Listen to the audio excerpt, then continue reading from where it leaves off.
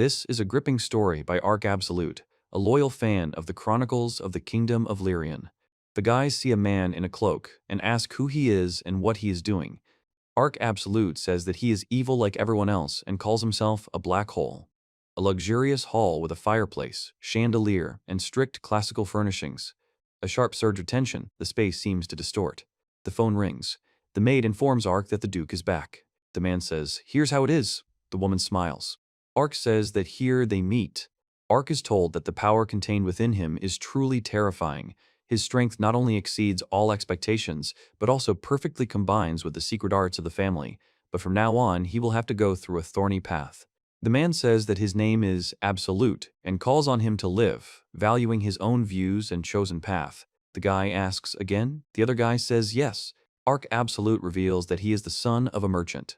He says that as a villain he needs training and tells that 10 years ago he woke up and saw a completely unfamiliar ceiling. Arc Absolute reports that upon hearing the man's name spoken at that moment, he felt a strong connection. He says that with the book he read, because this world is just like in the popular fantasy novel, The Chronicles of Lanana. Arc Absolute reports that he has also realized that he is the villain who has driven many of the people of Lanana into despair, and calls himself the famous Arc Absolute. He reports that the main problem with this story is that the guy informs that Absolute Arc in the body he was reborn in will be killed by the main character Hitsuji Arudo. Arc Absolute reports that the reason for his defeat is simple: he had no allies. He reports that although he had enough power to solve the kingdom's problems, some nobles sided with the protagonist, and as the situation worsened, one by one they all rushed to the protagonist's side. Arc Absolute reports that in the end, having come face to face with the protagonist, he was left completely alone, and the man says that his fate was to die at the hands of a hero possessing immeasurable power. He says that if the story continues in this vein, the protagonist will kill him, something he can't come to terms with. He says there are only two ways to avoid this: befriend the hero or defeat him and remain the villain. Arc Absolute says he doesn't think he'll gain anything with the first option, since he hates the hero. He says that since he was born a villain, he will become one, as intended in the original, and at the same time says that only he will not lose. Arc Absolute reveals that he has eliminated all interference before the original events began, and is well prepared to become the ultimate evil, and that he will crush the protagonist. He says that to do this, you first need to make a couple of reliable allies. Arc Absolute says you need to be yourself. The man states that if he fails to win, he will die, and explains that he cannot afford to die. Arc Absolute says that the devil. He explains that the main problem with the villain skill is that the price for the acquired power is universal hatred, and the skill can develop. Arc Absolute apologizes for his rudeness and says that this will help him become stronger. The two men reply that it's no big deal. One of the men states that they are servants of the Lord Absolute, and the other man confirms this with the word true. The guy reports that his sword skills have increased, and he is eventually completely defeated. He says yes and explains that after trying the technique just once, he somehow completely masters it. Arc Absolute states that thanks to healing, he can easily heal wounds, use barrier techniques and close-quarters sword combat, and also possesses a skill with potential development called Absolute Evil. He claims to be nearly omnipotent. He says he's a completely cheating character. Then he laughs and says it's getting more interesting. Arc Absolute says that if he hardens himself and finds allies before the story begins, he'll be able to. A man approaches Arc. The man says that Mr. Viren is calling him. The man tells Arc that he was informed about the other man's training and education. Baron Arc reports that Arc is doing well, and that such a result should be expected from him as the next head of the clan, and also says that he must hone himself to perfection. Arc Absolute reveals that his father, Viren Arc, aims to make their family the strongest in the kingdom, and at first he thought his father was scary, but he turned out to be a real villain. He thanks you for the kind words and says he will continue to strive for success. He also says it's nice to hear praise after such a long time and that he's even happy. The man says that when he was shown the workouts, he simply froze in shock. Arc Viren announces that they'll finish the preludes and move on to the main topic. He explains that next month there will be a reception in honor of Prince Michael's 10th birthday, hosted by the royal family, and this time many of Arc Absolute's peers will be there. Arc says that Prince Michael, if he's not mistaken, was on the protagonist's side in the original story. He asks for a quiet reception due to Arc Absolute's abilities, which could be misunderstood. He agrees and says that if that's all, he'll return to training. The man reports that the young master is developing suspiciously quickly and asks if the butler knows that his level is now over 40. The man says that by the time he takes his place, he'll likely become the strongest in the kingdom, and if he can pressure the influential families into submission, there won't be any problems. The man explains that it was the same in his time, and thanks to that, the families obey Ark, but their reputation is tarnished. He communicates that reputation is secondary and not all that important. He explains that the most important thing is force, clearly visible to all, in other words, violence.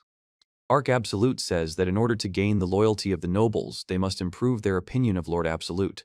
Otherwise, there is a possibility that in the near future, the foundation he laid will crumble to the ground. The action is reportedly taking place in the capital, in the royal castle.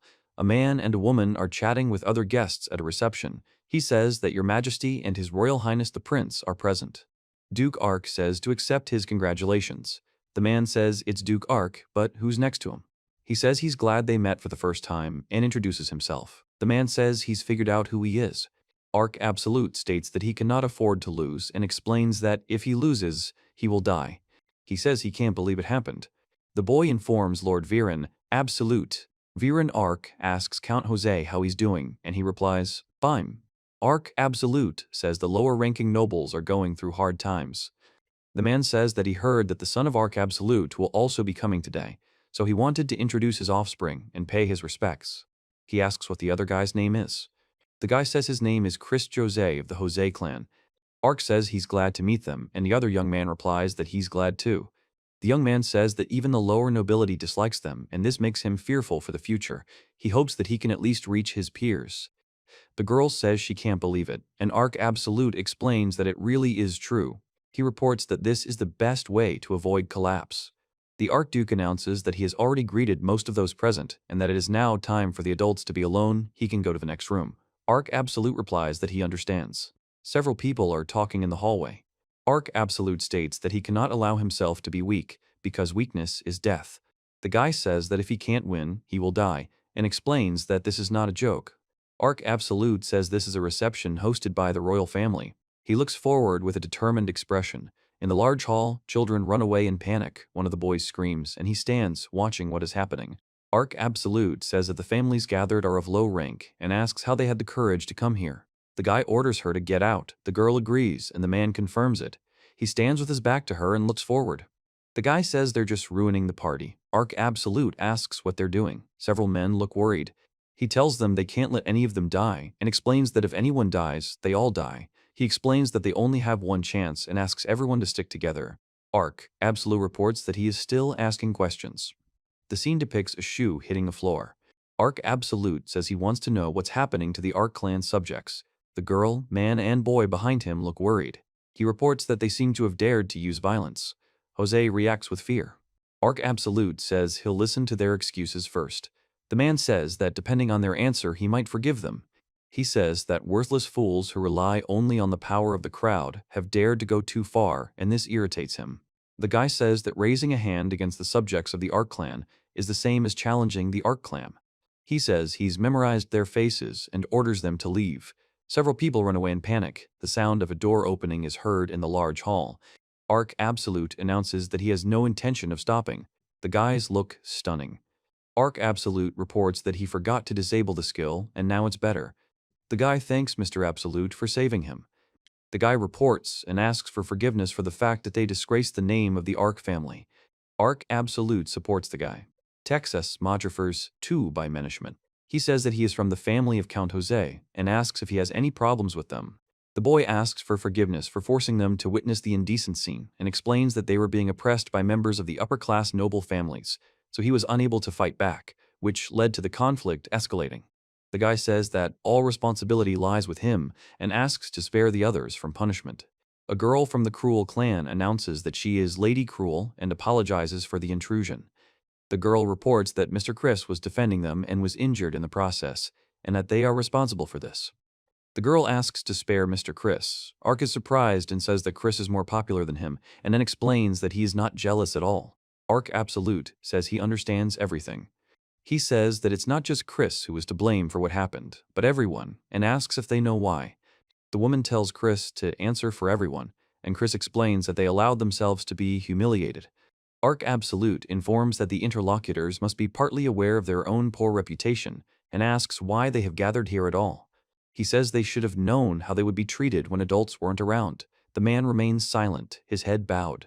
Chris says that for the subjects of the villainous family, this is inevitable, and asks what is being offered. He says he wants to understand why they didn't wait for him.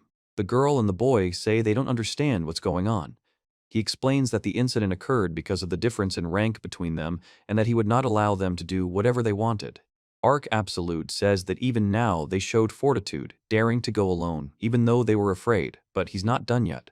Then Arc Absolute says that, as he said earlier, they are all to blame for this incident. Arc announces that he will now assign a punishment. The girl and the guy look on in fear. Arc Absolute says that from now on, at such events and at the academy, everyone must be in his field of vision, and orders that this be considered punishment for what happened. The guys are all in shock. Arc Absolute tells everyone not to misunderstand that everything is happening for the sake of the Arc family, and asks everyone to remember that. The boy, with tears in his eyes, addresses Arc Absolute. The Absolute says that from now on, no one should leave his side without permission, explaining that such is the duty of the strongest. Several people turn to him in response, pronouncing Mr. Absolute and confirming his words. Arc Absolute sits at a table and holds a cup and saucer. He explains that this is how you can combine water magic with wind magic, and says that your magic is water and wind. You can do a lot with them. The girl says it's a gift she made herself. The girl says that in addition to magical power, there is also the ability to control, and the guy says that it is amazing. He says that it goes without saying. The girl says that this is to be expected from Mr. Absolute. Arc Absolute says Chris has fire magic, and Chris says yes, explains what fusion magic is to him and such. Arc explains that fire magic can be used in different ways depending on one's level of training, and advises focusing on developing one's strengths. The boy says, "Of course, Mr. Absolute." After Prince Michael's birthday party, Chris and Lady began paying off their debts by organizing such training sessions and tea parties. Arc Absolute reports that he even began to feel like the gap between them was narrowing. The boy turns to Arc Absolute with a question. He says he'd like to ask something and explains that the magic that was used to help him at the reception. The guy says it's healing magic and at the same time says he knew about it. Arc Absolute reports that he's quite skilled in magic and swordsmanship and notes that he's an amazing man for his age. The girl and boy turn to Arc Absolute, Lord Chris, and Milady. He suggests they take a short break. The man explains that, in addition to the 4 elements of fire, water, earth, and wind, he also surprisingly masters dark magic healing. The woman says she's stunned. The girl says that she is in admiration and addresses Mr. Absolute with respect. Arc Absolute says that ladies are those girls who awaken the protective instincts in men. He explains that simply having useful spells isn't such a big deal. In combat, something else plays a key role. It is explained that this is a hereditary power that can only be used by people of a certain origin, and that the conditions are such that a person of 15 years of age must be recognized as the heir. Otherwise, no matter how talented he is, he will not be able to use the power. Chris says that the Arc clan's unique magic is summoning, and it allows them to summon spirits. He also reveals that these aren't just ordinary spirits, but rather those from the 12 high-level spirits known as the Spirit King clan. In the original story, he reports that this magic was so powerful that it could destroy up to 40% of the enslavement squad. Arc Absolute says that first of all she will not betray, and says that in the future he wants to inherit her. The girl says it's amazing. He reacts silently with surprise and tension. It is reported that there are 5 years left until the inheritance. In other words, Arc Absolute informs him that the first event in the original story, his entry into school, is still 5 years away. He explains that there's no oversight of the preparations, but otherwise, Arc Absolute wants the maid to be prepared by the time he starts school and asks Chris to discuss this with him. He says it's possible, but the girl says there's no need to worry. He asks if it wouldn't be quicker to choose one of the Arc family's servants. Arc Absolute says he doesn't like the people of this house. The boy and girl react with surprise. He says they need reliable support, since in the original story everyone defected, and he doesn't want to give the protagonist a single chance because a slave wouldn't betray his master. He then expresses concern that they might be under. Arc Absolute reports that there was an old woman who wore a maid's uniform when he was born, and that she died 3 years ago. He reports that now the old woman's daughter, Mitt, who is 48 years old, takes care of him, but a woman reports that the current Arc family's mansion looks like a mature maid cafe, and Arc Absolute says it's simply outrageous. He says that they will prepare high-class slaves and asks if there are any requirements. He says that is clear. Arc Absolute informs him that race doesn't matter and that he should learn self-defense. The girl reacts with surprise. The girl asks how about her, and he says no. The girl says, The man says that he understands and will organize. Arc Absolute says he'll contact them once everything is ready and is counting on them. The woman says yes. Arc Absolute calls the woman Mitt. Two maids report that he is the only one in the house and he is now in the living room. He touches the shoulder. The woman says that a lord lives in this house, and the man explains that the boy is the lord's son and heir. The girl explains that there's nothing in this world that can't be bought with money, and explains that with money you can get anything. Arc Absolute says that sounds like heaven. He reports that even the family's maids are afraid of Mr. Absolute, and it will probably be the same at the academy, and also admits that he hasn't been paying enough attention. The girl says that poor Mr. Absolute and wants to console him, but the boy remains silent. The guy asks why the girl acted like that and if that's her personality. The girl says that Mr. Absolute isn't such an unyielding person and asks why he says that. The girl says that it is better to stick to this behavior if she wants to get closer to him and that, besides, although he seemed irritated, he did not reject her. Arc Absolute says that back then, that impression of being in love was just a pretense. The girl says no, it's pure love. He says that, like his interlocutor, he did not understand Mr. Absolute and ultimately left him alone, but at that reception, he helped them. Arc Absolute says she must have already been told about the Absolute Evil skill and asks if that's true. Arc Absolute says yes. The man says that when she heard the story, her chest tightened. The girl says that if Mr. Absolute thinks that in the future he might be alone again, then this time she definitely wants to be there, and adds that this is exactly what she was thinking about. The girl explains that it's better to approach everything with humor and not hold back in front of others. She wants them to think she's a big-hearted person. The man remains silent. Arc Absolute says that he feels the same way and will never leave Mr. Absolute's side and will also fill his entourage with allies. He says that it is his duty to Mr. Absolute. The girl says that's right. The guy replies that yes.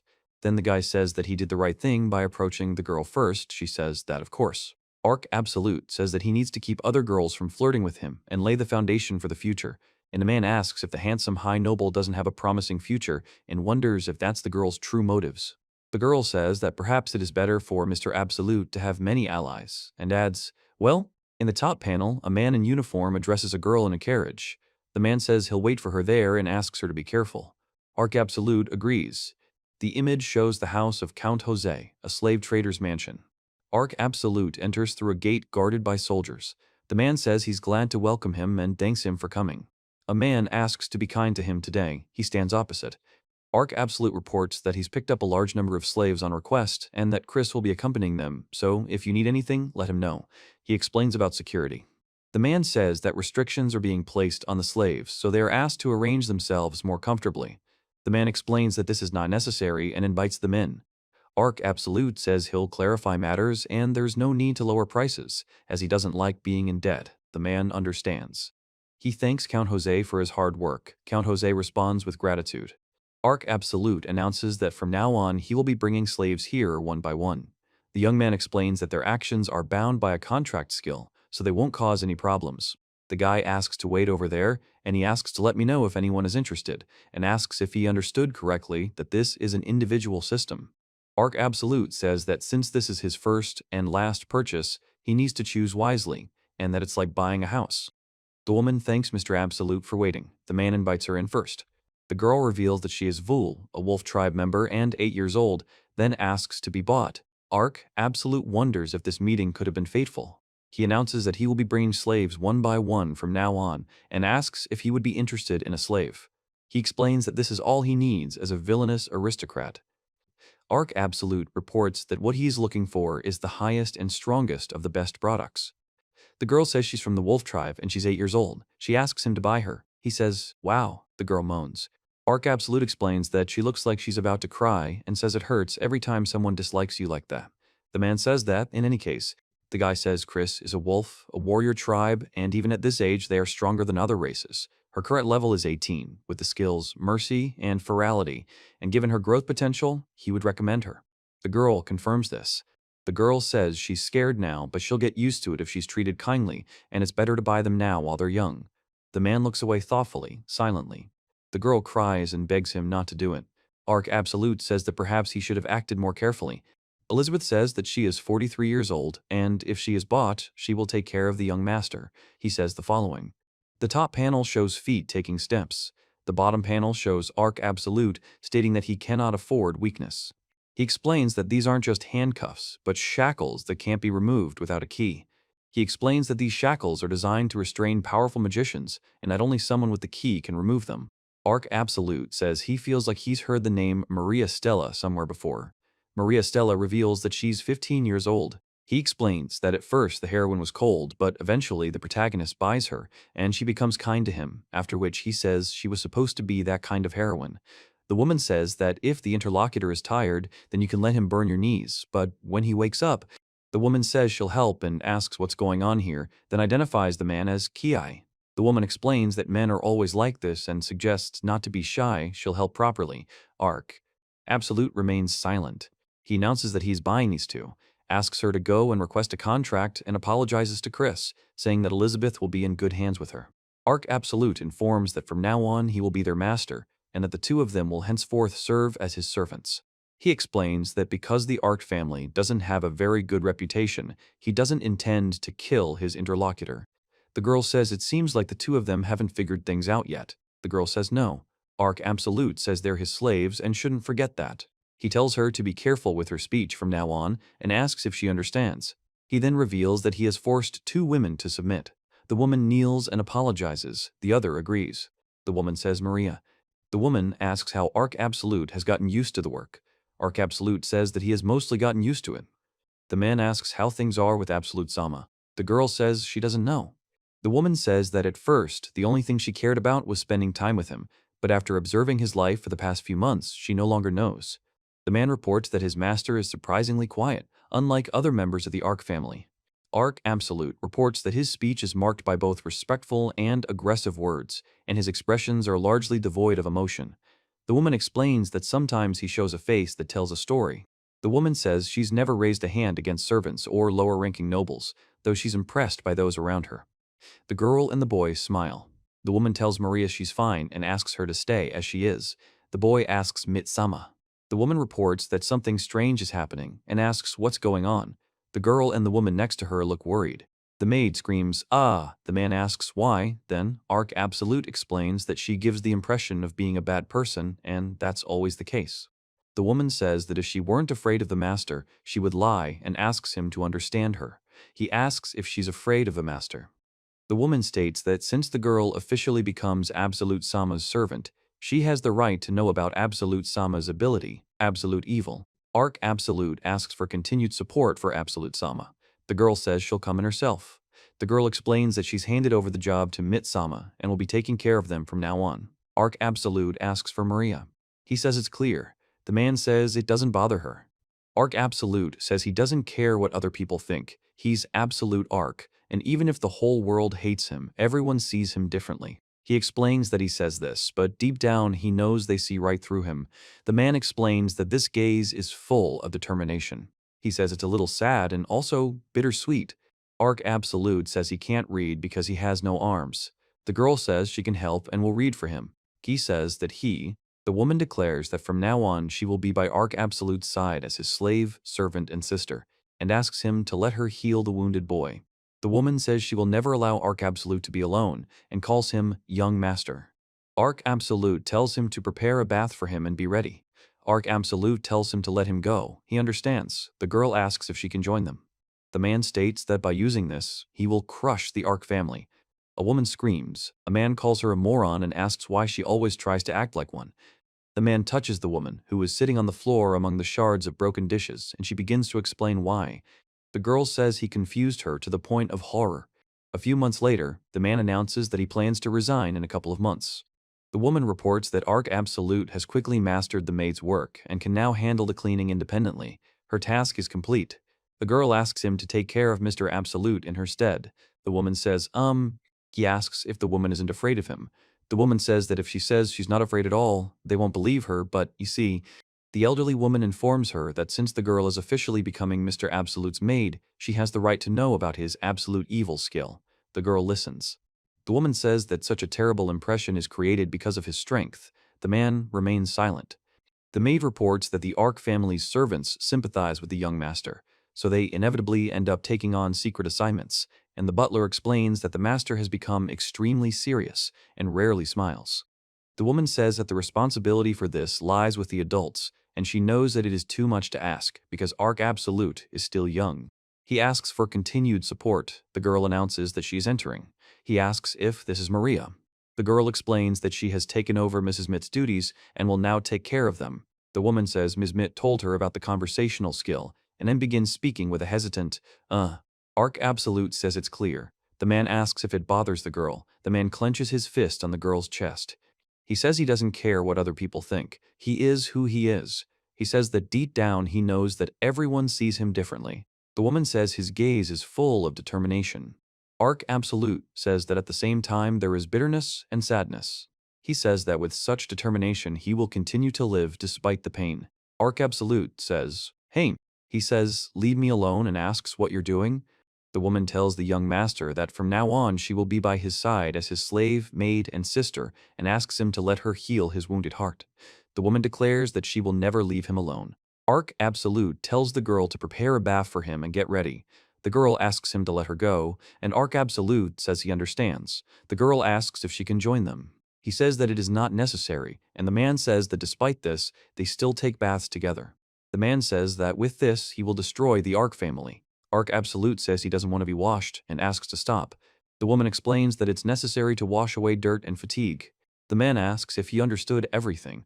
Ark Absolute says that the Ark family is important to the Lena kingdom, and in addition to managing the country's regular affairs and dealing with unruly members of the royal family, also manages relations with foreign families. Ark Absolute reports that he understands everything. He reports that there are gangs in the capital that are not affiliated with the Ark family that are causing trouble under the command of the imperial family, and that the number of enemies is approximately 300. He says that they need to think about countermeasures and asks what their mission is this time. Ark Absolute says he will leave no one behind.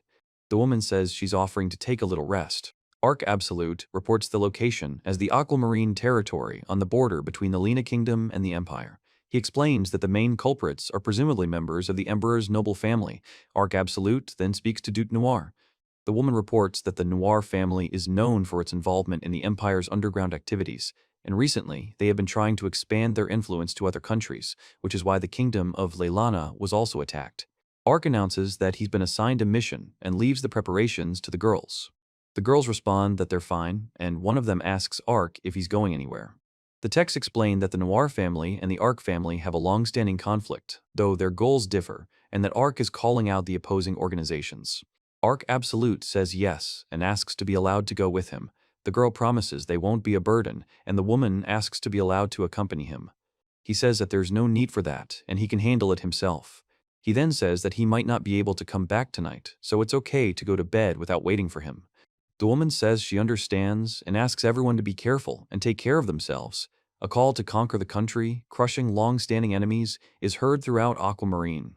The man says that the Ark family's era is in the past, and Ark Absolute says, "Ha." The man asks what this is.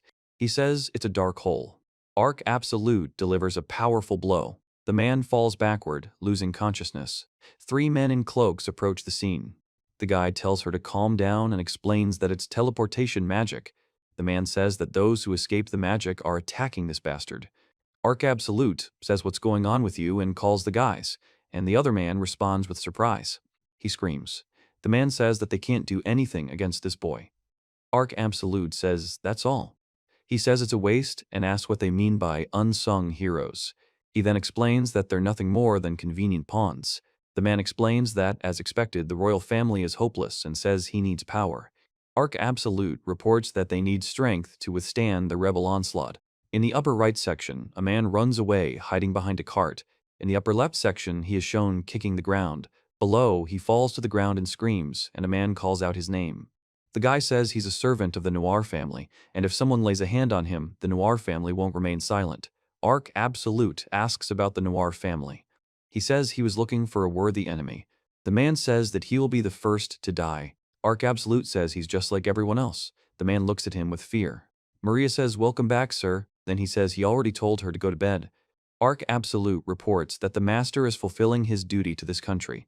The girl explains that she was the one who wanted to greet him first. He says that Ulva's skill is a list of enemies and calls her a brat. The girl says that her master has been fighting for this country all this time. The man says that all this time. The woman says she hates that the adults of this country are forcing the young master to fight. Arc Absolute reports that nothing happened to him and that he's fine. The woman explains that he's injured. The woman says that Arc Absolute's heart is so wounded that he doesn't feel pain. Arc Absolute says he's just used to it, or so he thought, and that he's been beaten so badly he's gone numb with pain. The girl calls him Absolute Sama. Arc Absolute says that if that's the case, then he's been fooled. He says he won't deny it, but it's late, so it's better to go to bed soon. The girl explains that she understands, but asks him not to tell her about it. A few days later, the man announces a martial arts tournament in the capital. The girl asks Arc Absolute why he doesn't want to participate and says she's sure he can make it in the under-15s. The boy tells Arc Absolute that he heard that the hero will also be participating in the competition this year. Arc Absolute says, "A hero?" The woman says, "Ah." The text says it's the Marquis of Mirai family. Alicia Miller reports that Alt has been skipping class again, then says she finally found him. Arc Absolute says he just has no motivation. The girl says, He says it's soft. The maid Maria Stella says, "Good morning, master," and asks where he learned to do that. The dove cries out what the thing it's holding means and orders it to go away. Ulva, the maid, washes a plate and sings, while another maid calls Ulva.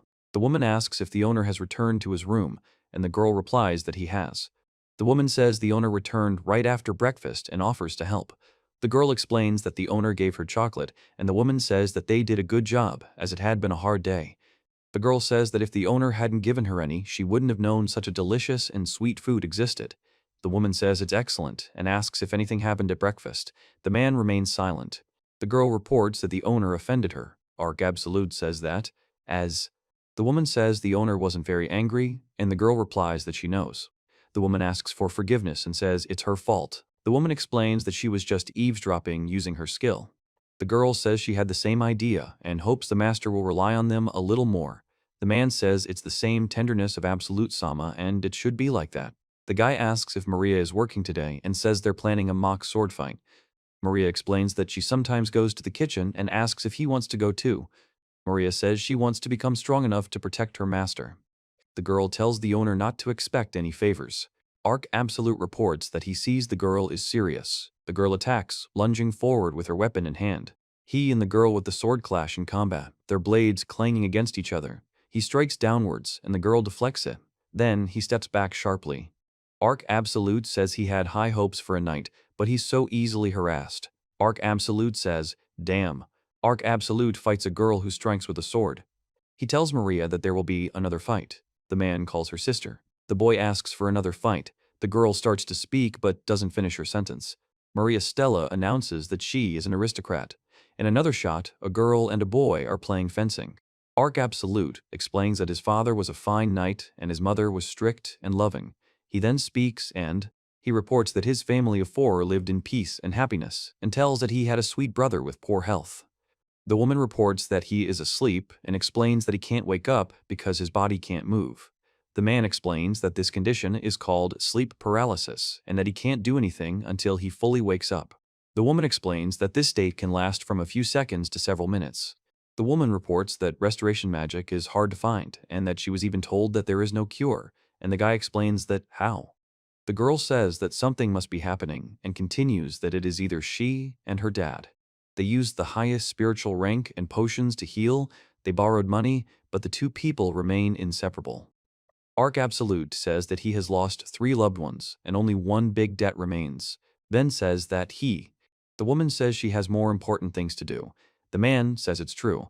Arc Absolute reveals that his future as a knight is now in the past and talks about his daily life without his gentle parents and sweet brother. He announces that he is not going to give in and explains that he will fight to the end. He and the woman exchange sword blows. Arc Absolute says that when she first saw him, she thought he was the same age as her dead brother, but now. He says that the owner is proud and all wounded, does not show his weakness, and this simultaneously evokes pity and admiration. Arc Absolute says he has no intention of surrendering and warns that if the enemy doesn't stop, he will be forced to use force. The man declares he is ready for battle and is not afraid of the consequences. He says it makes him sad. Maria Stella states that she was born a noblewoman. In the lower right, she holds a sword. In the lower left, two children practice with wooden swords. The girl speaks to Maria and Ortega. The guy next to her is surprised. The man says his father was a distinguished knight and his mother was a strict but very loving woman. Arc Absolute says more. The girl says that she had a sweet brother, Ortega, who enjoyed everything in the world and that their family was happy. It is reported that suddenly peaceful life came to an end. The woman says he's asleep and explains that he can't wake up because his body isn't responding. The man explains that this condition is called catatonia and that he can't help. The woman says she won't give up and will wait for him to wake up. The woman says that her mother, father, and Ortega are the ones who say this. The girl says this. The woman reports that even healing magic doesn't help, and that they say there's no magic that can cure them. Arc Absolute says that it can't be. The girl says that there must be something they can do, otherwise the father and brother. The woman reports that in order to cure them, they borrowed money everywhere and turned to bishops and potions, but they both died. The girl says that she has lost her beloved family, leaving only with an unbearable debt, and reports that Arc Absolute reports that he had no choice but to follow those who lent him money to treat his family, but he did not want to repay good with evil. The woman says she still has unfinished business. The man asks if they are sure. Filled with unique magic, the precious sword Stella is a family heirloom that the girl was supposed to inherit from her father. The man says there's no choice. The girl explains that even after giving up everything, she couldn't pay off the debt, and the lands became the property of the kingdom, and she was sold as a slave. The knight's promising future and happy peaceful life came to an end. Arc Absolute declares that he can't let the girl win, explaining that if she wins, he will lose everything. They then continue their fight, their swords clashing with a loud sound. He reports that when he first saw Absolute Arc, she found him to be an unpleasant child, even though he was the same age as her late brother. The uniformed man with short blonde hair looks forward with surprise and tension. He moves forward abruptly toward the woman in. Arc Absolute says he feels not only compassion, but also love. The woman says she feels this for the gentleman who tries to appear strong while hiding his pain. He says he's not going to give up. The girl says she won't back down either. Arc Absolute says, "Why does Master make his sister cry like that?" The girl says she can't forgive herself for not being able to protect him. The woman states that this is her 10th defeat in a row and asks if there is anyone capable of defeating Arc Absolute, even if swordsmanship is taken into account. Arc Absolute says he's not sure, but Father will easily surpass his level. Arc Absolute then calls Father a true monster. The woman says that while Father remains loyal to the royal family, she can't say he's completely on their side, adding that hearing such a thing from Mr. Absolute. The woman says that he didn't appear in the original story, and she doesn't know what the father did when the Arc family was convicted, but they should be prepared for the fact that he might side with the enemy he asks in the original story. Arc Absolute says he's lost in thought and suggests they continue. The woman says they seem tired and suggests they take a rest on a bench, adding that she's prepared some light refreshments. He says that's true. The man says that he can't understand why he's so confident. The girl says she made a sandwich. Arc Absolute explains he's not hungry. The girl says Arc Absolute needs to eat to avoid getting sick. Arc Absolute says he doesn't want to eat. The girl says that he is really very tired and can lie down on her lap if he wants. He says no, he doesn't want to. Arc Absolute says, Arc Absolute says he's surprised. Arc Absolute smiles. He says it's a moment he saw in the original story, and at the same time says, that's. Arc Absolute announces a martial arts tournament in the capital. A maid girl listens to him. The guy says they're going there. The girl says the sweets still look delicious today. The girl says that Mr. Absolute will definitely win, but Arc Absolute says that no, it won't be him. The girl says it was close and falls. The boy and girl say it was close, he says. Arc Absolute announces that Vol will be participating. The girl with the cup is surprised and asks if the gentleman is talking about her. The boy and girl next to her notice everyone is looking at them. He says that he rules the interlocutor, and the girl addresses him, calling him Lord and expressing indecision. The girl says that Vul is weaker than the master and will disgrace him. Arc Absolute says there's no reason to worry. The girl explains that she's trained with him and won't lose to the mob. Arc Absolute says that if you defeat the hero, he'll treat you to a popular dessert in the capital on the way back. The girl adds something else. He says that if the girl becomes a champion, he will buy her everything she wants. The girl asks what he will say and immediately says that she will go. The girl says Wool wants new weapons and cute things. The man says she seems to think she's already won. The girl says that becoming a champion is a true sign of strength. Arc Absolute says he wants the Lord to see how strong and useful Vul has become, and adds that. He says he wants to eat sweets and challenges Wool to crush the hero to get everything he wants. The girl confirms that Wool will definitely win, and then they will celebrate. Arc Absolute announces that a hero has entered the fray. Alicia tells her father that that idiot Alt is probably lying around somewhere. The man explains that the hero skill is considered the most powerful ability granted by a god and asks him to listen carefully. The girl calls herself a fool. The boy explains that those born with such power are given the title of hero, and the girl explains that this is because heroes are so strong that they become the defenders of the nation in the future.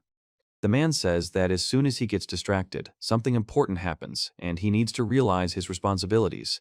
The girl says that this is the perfect time. There's a crowd noise outside. Arc Absolute reports that they're in the capital at the tournament arena. He tells Alicia to go faster. Alicia yells at him that his frivolity is the reason she's constantly being scolded and asks why he's so active today. He explains that he's a hero and his job is to fight, so he leaves the studying to Alicia and the others. The woman says it doesn't matter how powerful a hero's skill is if it's given to such a fool. The man listens with a questioning expression. A boy and a girl are walking down the street. The boy asks the girl if she knows if there will be any strong opponents. The girl tells him that his father told him to win the tournament to prove his worth, as if it were some kind of trivial matter. Then the girl says that someone from the Ark family will be participating. The woman says that the Ark family are the ones who are connected to the criminal world and do whatever they want from behind the scenes. The woman expresses fatigue. Arc Absolute says it's getting more and more interesting and considers the situation excellent. The man reports that Mr. Alt is participating at the recommendation of Marquis Mirai and will compete in the under 15 category. The girl explains that only skills and weapons are allowed in the tournament, no magic, as mentioned earlier. The woman directs them to the waiting room. The girl wishes Arc Absolute good luck. Arc Absolute announces that he's leaving, and the girl says she'll be watching from the stands. The woman says she hopes everything will be all right. The boy explains that he's a hero and will defeat the Ark family, and all the villains will be destroyed. He calls himself Mr. Absolute. The boy says he needs to do something before Wool's performance, and Arc Absolute understands. The girl asks Arc Absolute if he'd like some water and says she prepared it herself. He says he's worried about the situation. He knew this could happen one day and he doesn't like it. Maybe he should have taken a closer look at her, because she was said to be the best sycophant in the country, a noble lady from a cruel family who are said to rule the heavens. The girl says "ta-da" and informs that this is fresh water. Arc Absolute says the drink is delicious. He explains that he thought so because the girl immediately said it was water. The girl blushes and sweats. He announces that he's back. The girl thanks him and explains that for some reason her water tastes better than that of other water mages. The girl offers Chris a taste of the water she's prepared. Arc Absolute says be quiet and asks the guy if he knows what it is. The guy says it's water he prepared. The boy informs Arc Absolute that Vul has left. The girl asks what kind of weapon she has. Vul explains that it doesn't look like claws and asks if she'll be fighting practically barehanded. Arc Absolute reports that Vul's greatest strength is her stunning speed. He explains that since she's still short, long weapons aren't suitable, so they created one that would allow her to deal significant damage with just a single punch. The girl says that this is to be expected from Mr. Absolute. He and the guy silently look forward. The boy asks if she'll be okay. The man explains that Wool has certainly grown up over time, but she's still a child, and even with her astonishing speed, she might not have enough strength. The man says that she's also been forbidden from using the form for now. The woman says that hiding it. The woman says she's much more mature now than she used to be and asks him to just watch. The man explains that he trained her. A guy strikes a girl, and she quickly dodges. The girl quickly lunges forward, and the guy follows her. Arc Absolute says it's very fast. He says that her opponent can't keep up with her. The man says that her opponent can't keep up with her. The girl says she looks like a wolf, waiting for the right moment to pounce. The woman reports that even in human form, she succumbs to instinct and runs around her prey like a wild animal. The man explains that the beastmen are truly beautiful. In the arena, a man announces that this is an absolute victory. The woman says the choice of weapon is justified and apologizes for doubting him, and the girl says she didn't know Arc Absolute was so far-sighted. Arc Absolute explains that he shouldn't be praised. The man asks if there will be another duel with the hero, to which Arc Absolute replies that it's likely. He has a special skill, and even though in the original story he won thanks to significant support, he has no shortage of strength. Arc Absolute says he'll see how good he is and tells him that well. He tells the opponent that he's unlucky with his opponent. The man is indignant and says he's being underestimated. He says the man will see for himself now. Then they begin to fight. Arc Absolute says it looks like he's fighting with all his might. The man says Chris really does seem like a hero. The woman remains silent. He states that he is not a weakling, but he does not use his hero skill properly, simply swinging his sword and overpowering the enemy with brute force, which is why his tactics are worse than Wool's. Arc Absolute announces that he has won. The spectators in the stands cheer and shout. The boy says that maybe he's not very experienced, because after all, there aren't many children as experienced as Mr. Absolute. The man explains that the hero should be doing the dirty work the Arc family does from the shadows, so that the boy can gain experience, level up, and strengthen his mind. The man says the country is heading in the wrong direction. He reports that the finals of the capital's martial arts tournament in the under-15 category have finally arrived. Arc Absolute says there were some pretty strong opponents there, but they were no match for him, the hero. He reports that he's come this far. He informs that the opponent is from the Arc family and says that one more victory and he will become the champion of this tournament, and also asks Alicia to watch carefully. Arc Absolute states that he cannot die. He says he will return as a worthy hero. The girl tells him that if he doesn't want her to die, he must do whatever she says. She explains that she doesn't intend to die and warns that if he tries to kill her, she will kill him first. Arc Absolute declares that he has no intention of giving up and that he will fight to the end. Arc Absolute explains that this fight will be a test for him and an opportunity to prove his strength. He announces that the final match is Ult versus Wool.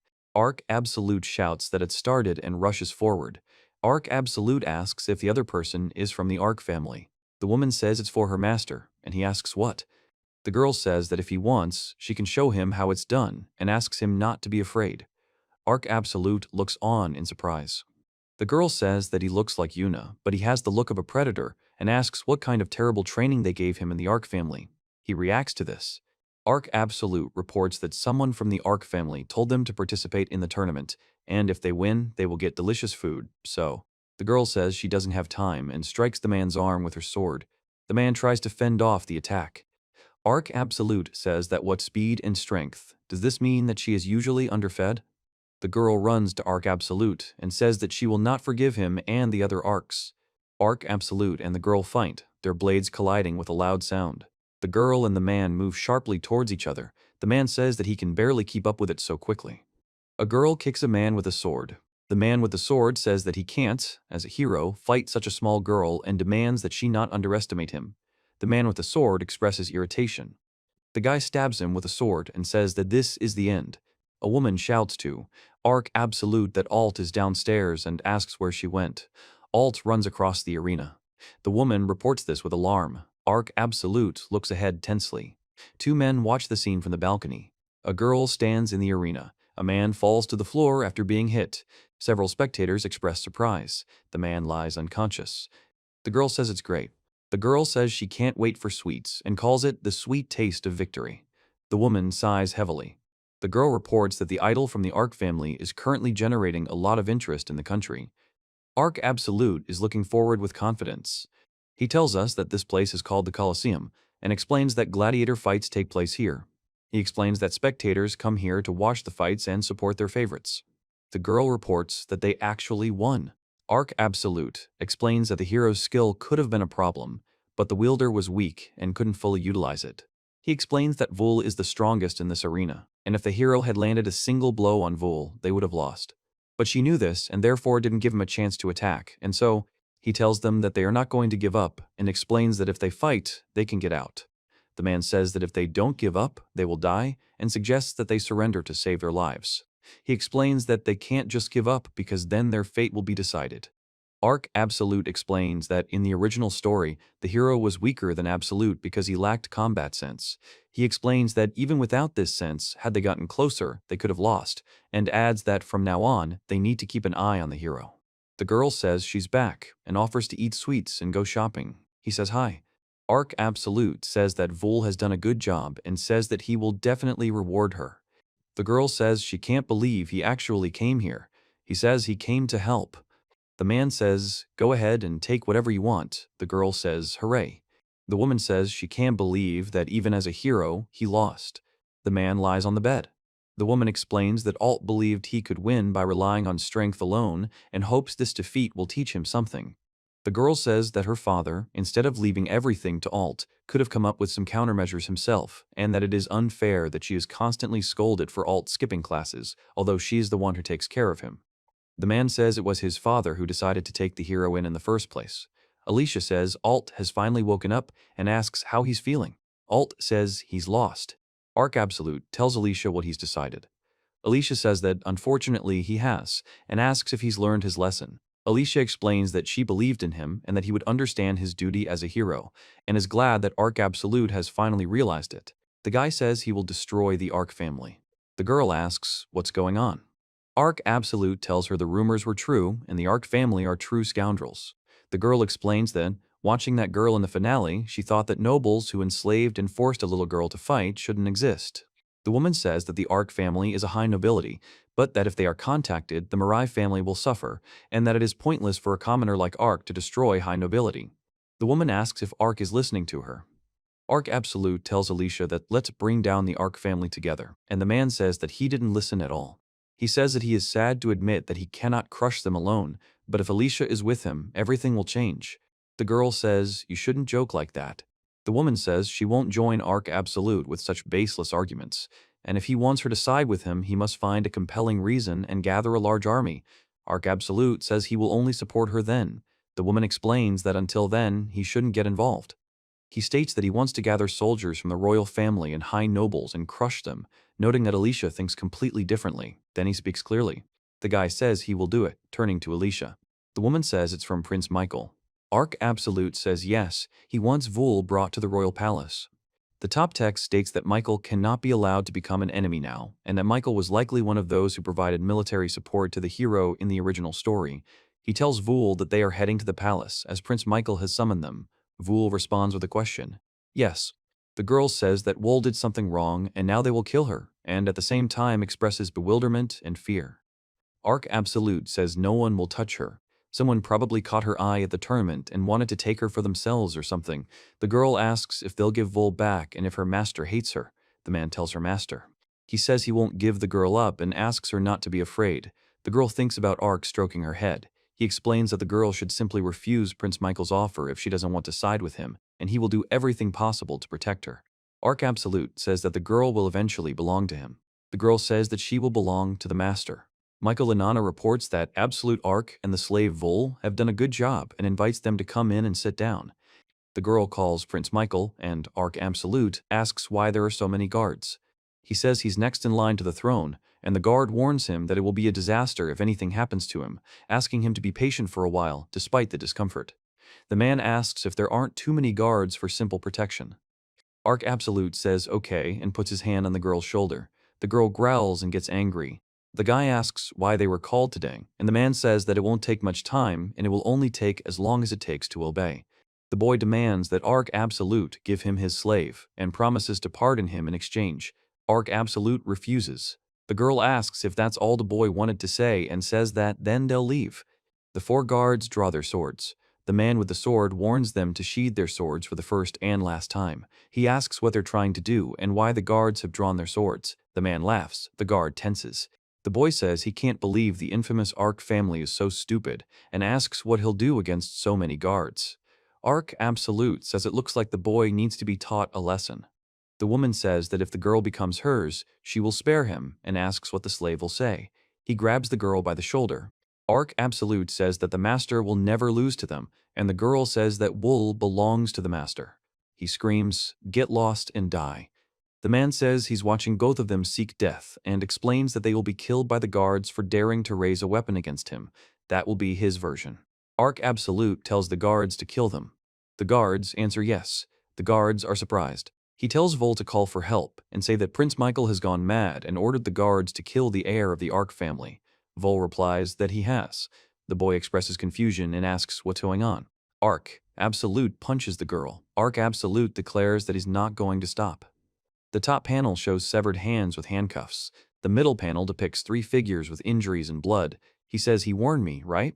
Arc Absolute says he won't repeat it a second time. He says that it's impossible to kill the heir of a high noble family because of some slave and asks what's going on. Another man asks Arc Absolute to wait. The man says he can't stand it. Arc Absolute says he can't hear him. The man clenches his teeth. The man says he can't stand the behavior and existence itself, as well as the eyes of the other man. The man says that Arc Absolute is an eyesore. He says it's clear. Arc Absolute says that he tried to kill him and knows what will happen next, and asks if that is true. He says he's tired. The man is choking and trying to catch his breath, clutching his throat. Arc Absolute says stop. A man with a guard and a girl are standing at the door. The man says that both sides must lay down their arms. Arc Absolute says that here they are, and asks how your majesty is doing. The man says it's terrible, and reports that the king himself has come asking what his true intentions are. Arc Absolute advises that there is no need to waste time, but to move forward with everything as planned. He informs them that they will be killed by the guards for daring to raise arms against him, and explains that this will be his version. The man orders the guards to kill them. The guards agree. The man explains that in this world, there is only one way to become stronger: training and perseverance. And Arc Absolute explains that he wants to learn how to become stronger in order to protect those dear to him. He says what kind of footage this is, and explains that he filmed it with a magical object just in case. The man sighs. The man turns to Arc Absolute. The man says he regrets what happened and asks for forgiveness. Arc Absolute stands, listening.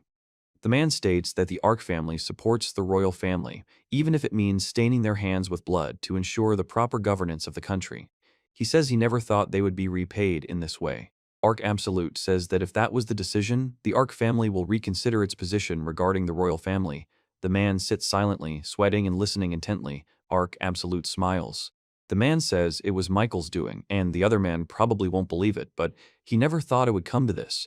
He says it might have been too much to cut off the guard's hands, and asks if it couldn't have been resolved more peacefully. Arc Absolute reports that she attacked a high noble and explains that it was self-defense on his part. The man says that the royal guards did not heed the warning and the blame lies with them. They should have corrected Prince Michael's mistake, even at the cost of their lives. But it is not my fault, he says that so. Arc Absolute explains how the royal family plans to take responsibility for this incident. He announces that they will pay compensation to the man and his maid and place Prince Michael under house arrest. He explains that summoning a high nobleman, attempting to take a slave by force, and attempting murder, if convicted, would result in life imprisonment. The man says that at the very least, Prince Michael must be removed from his position as heir apparent. The man exclaims that he is in shock. The man says that without an heir, the royal family will end. Arc Absolute tells him to think of something else, explaining that he is his only son. The girl says the man has another option. Princess Haniel says that if she marries, the problem will be solved and offers to make Michael crown prince. The man explains that Haniel is more capable than Michael. The woman says she's blind and unable to fulfill her duties as ruler. Arc Absolute says that's true, but that His Majesty and his advisors can handle that. He states that his demand is compensation for him and his maid, as well as the removal of Michael from the position of crown prince. The man says it's up to the king to decide. The woman reports that the house has a garden and a greenhouse where rare plants are grown, and Arc Absolute explains that this place is ideal for relaxation and recuperation. The girl asks if everything is all right with the gentleman. He informs her that this is compensation from the king and suggests she eat as much as she wants without worrying. The girl expresses delight. The girl asks why Arc Absolute protected her. Arc Absolute tells her that if the prince becomes her enemy, wouldn't that be a problem? He says that's true. Making an enemy of the prince is almost like making an enemy of the entire kingdom of Linan. The girl reports this with surprise. Arc Absolute reports that the royal family attempted to forcefully take away from the Arc Absolute family the one who swore allegiance to them. The man says this is nonsense. Arc Absolute explains that they ruled their territory even before the founding of the Manana kingdom, and all the land belongs to the Arc family, so there's no reason to give a single slave to anyone. The girl explains that he's a slave serving the Arc family, and as his master, she's obligated to protect him, so there's no need to worry. Arc Ab. He says it's not news. The girl with ears listens. Arc Absolute says he was abandoned because he's weak. The girl explains that in the wolf tribe, the weak are not loved even in their own families, and that strength is a source of pride. The man and boy listen to her. Arc Absolute reports that the girl has always been alone. He explains that she was sold because she was weak, unfit even to be a servant, and yet, he tells her that she was given blood, a bed, food, the strength to fight, protection, and this feeling of warmth, so she will protect him even if she has to die. He says that he is not so weak as to need such a sacrifice and orders her to eat now. The girl responds well. The man announces that Arc Absolute's trial will take place in this hall. Arc Absolute explains that he has no intention of giving up and intends to prove his innocence. The man explains that the trial will be fair and all facts will be carefully considered. Arc Absolute says he is ready for any challenge. The man tells Michael that he understands what he has done. Arc Absolute states that it's his fault, as he attacked first and had no choice but to attack back, and asks if the other man would say the same after seeing it. The man, shocked, responds by saying he can't believe it.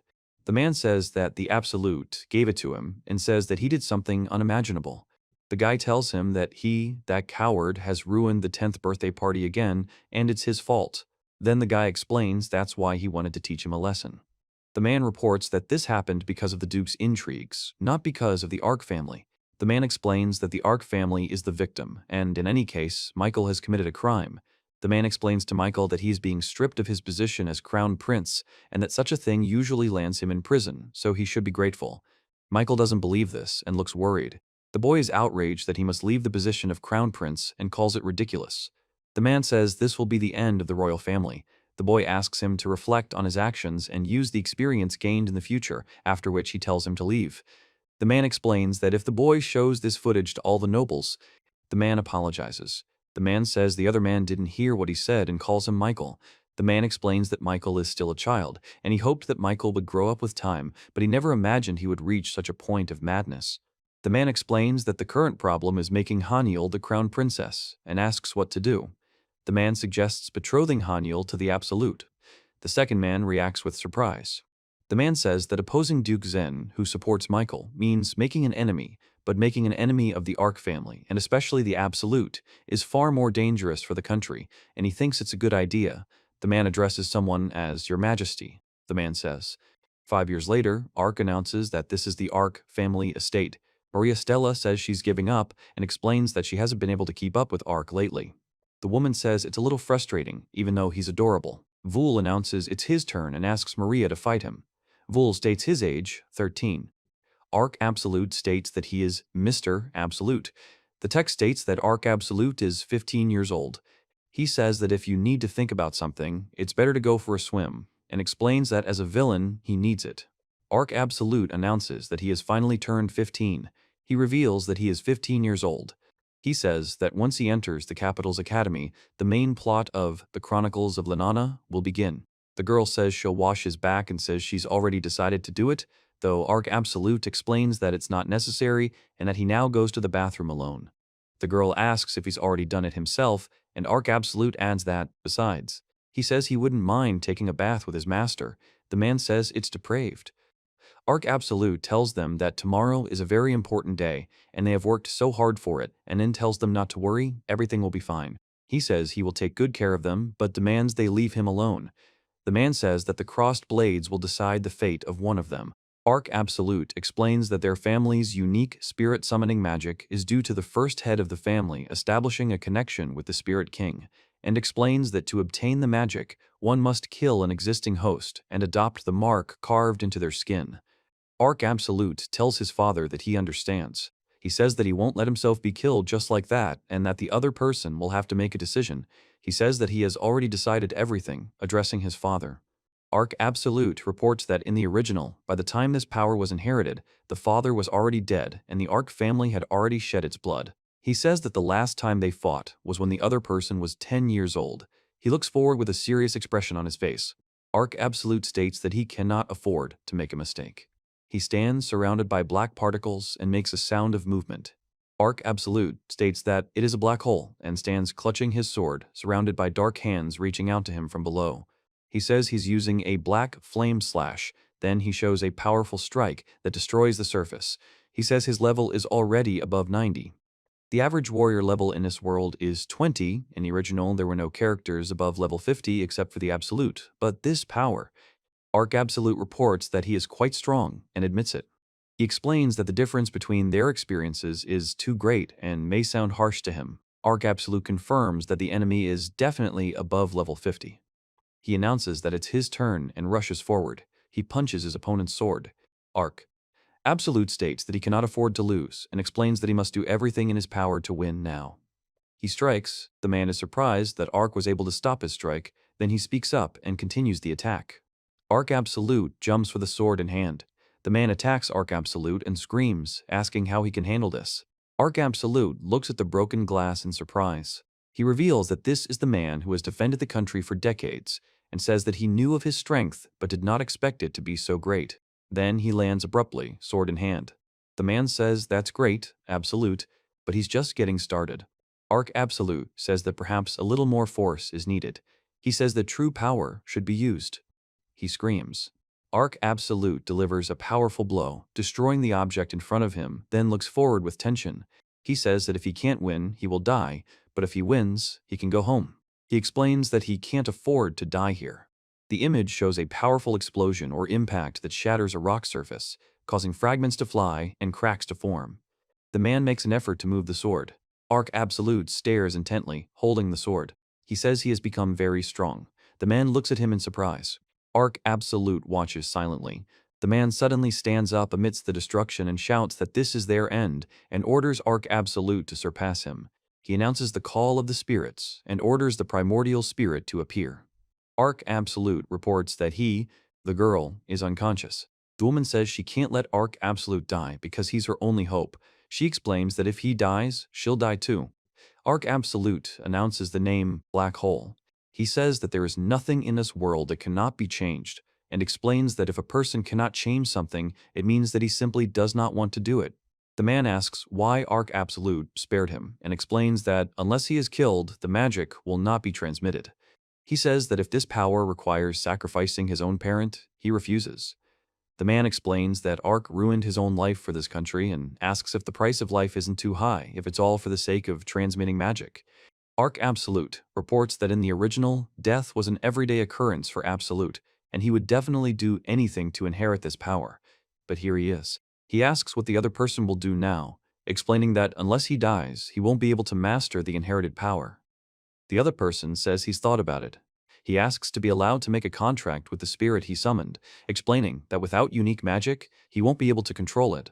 Arc Absolute informs him that if he does this, the magic will pass to him when the other dies of old age. He explains that to form a contract with a powerful spirit, one must possess a tremendous amount of magical power, but in this case, it's possible. He says that the loser carries out the will of the winner. Arc Absolute reports that 3 of the 10 spirits summoned by magic are under the complete control of the Spirit King. He explains that Arc Absolute will form a contract with one of them and asks if he is ready. Arc Absolute confirms his readiness. The man explains that this spirit is a loyal, support-oriented spirit. He explains that spirits understand their speech but are unable to speak in the human world. The girl asks her name, and he says that then he will call her Toa. Arc Absolute asks Toa if she can shrink, and Toa says she's doing well. Arc Absolute calls Toa by name. The man explains to Arc Absolute that he hasn't fully mastered the power of Puskai, but has made a contract with the spirit and says that in 3 years, when Arc graduates, the woman informs him that Arc will become the head of the family. Arc says he will accept this title with honor, father. The text further informs him that with his new abilities, he courageously moves forward to face challenges. Arc Absolute says he never thought he'd live to see his interlocutor again, and is glad he's alive anyway. He then reveals he nearly lost to death. He and the man shake hands. He says that he killed many, even took the life of his own father, and didn't think he would live so long. The man says not to talk like that. The man says that the Arc family has made a significant contribution to the country's development, and that Arc is not just his childhood friend, but also a loyal ally. The man says he's glad the other man is alive. The other man explains he wishes Michael had shown his strength in the fight back then. Arc Absolute reports that even from his perspective, he was more capable. Michael explains that due to his inferiority complex and prejudices, he doesn't expect the two to have a good relationship. The man says, listen, he reports that he thought about the engagement of Absolute and Hansel. Arc Absolute says, ah. He says that the hero himself won't say it, but the weariness of serving the country is written on his face. The man says that after his death, he thought he would leave everything to the Absolute. He explains that he was planning to die and forgot, asking for forgiveness. The man says that when his son becomes the head of the family on the core, Arc Absolute says that if he doesn't get a decent reward, then at his age it's better to retire. The top right indicates that this is the Royal Academy of Linana. Below, on the left, a carriage is shown approaching the building. The bottom right shows a street with pedestrians walking under an arched bridge between the buildings. A man says, "Welcome to Mr. Absolute." Arc Absolute says he understands. The guy informs about today's exams. The guy announces that there will be writing, magic, and close combat, based on the results of which people will be sorted into classes from A to D, and that they will gain a small number of points without interfering with Mr. Absolute. He also explains that this year there will be Prince Michael, a saint and a hero, and warns. The girl tells the master that it's his word. Arc Absolute tells him to give it his all, to which he replies, yes. In the top panel, a man, a woman, and a boy are walking down a corridor. In the bottom panel, the boy tells Arc Absolute that the girl in the nun's robe is probably a saint. Arc Absolute says that she has an unimaginable aura emanating from her. He reveals that this is the heroine from the original story, Eliza, who repeatedly healed the hero during the battle with the Ultimate thanks to a skill called Restoration, and that her beauty and strength boost the fighter's morale. The man explains that she is called the Dark Horse. Arc Absolute reports that Saint Eliza is just as dangerous as the hero, and if she hasn't left the church yet, she must be quite naive. He announces that this is the hero's bride, Mrs. Alicia, who has arrived without her groom. He explains that something must be done before she begins to think about the hero and addresses the man, calling him Lord. Arc Absolute reports that the hero is taking the entrance exam to the academy, so he is not here right now.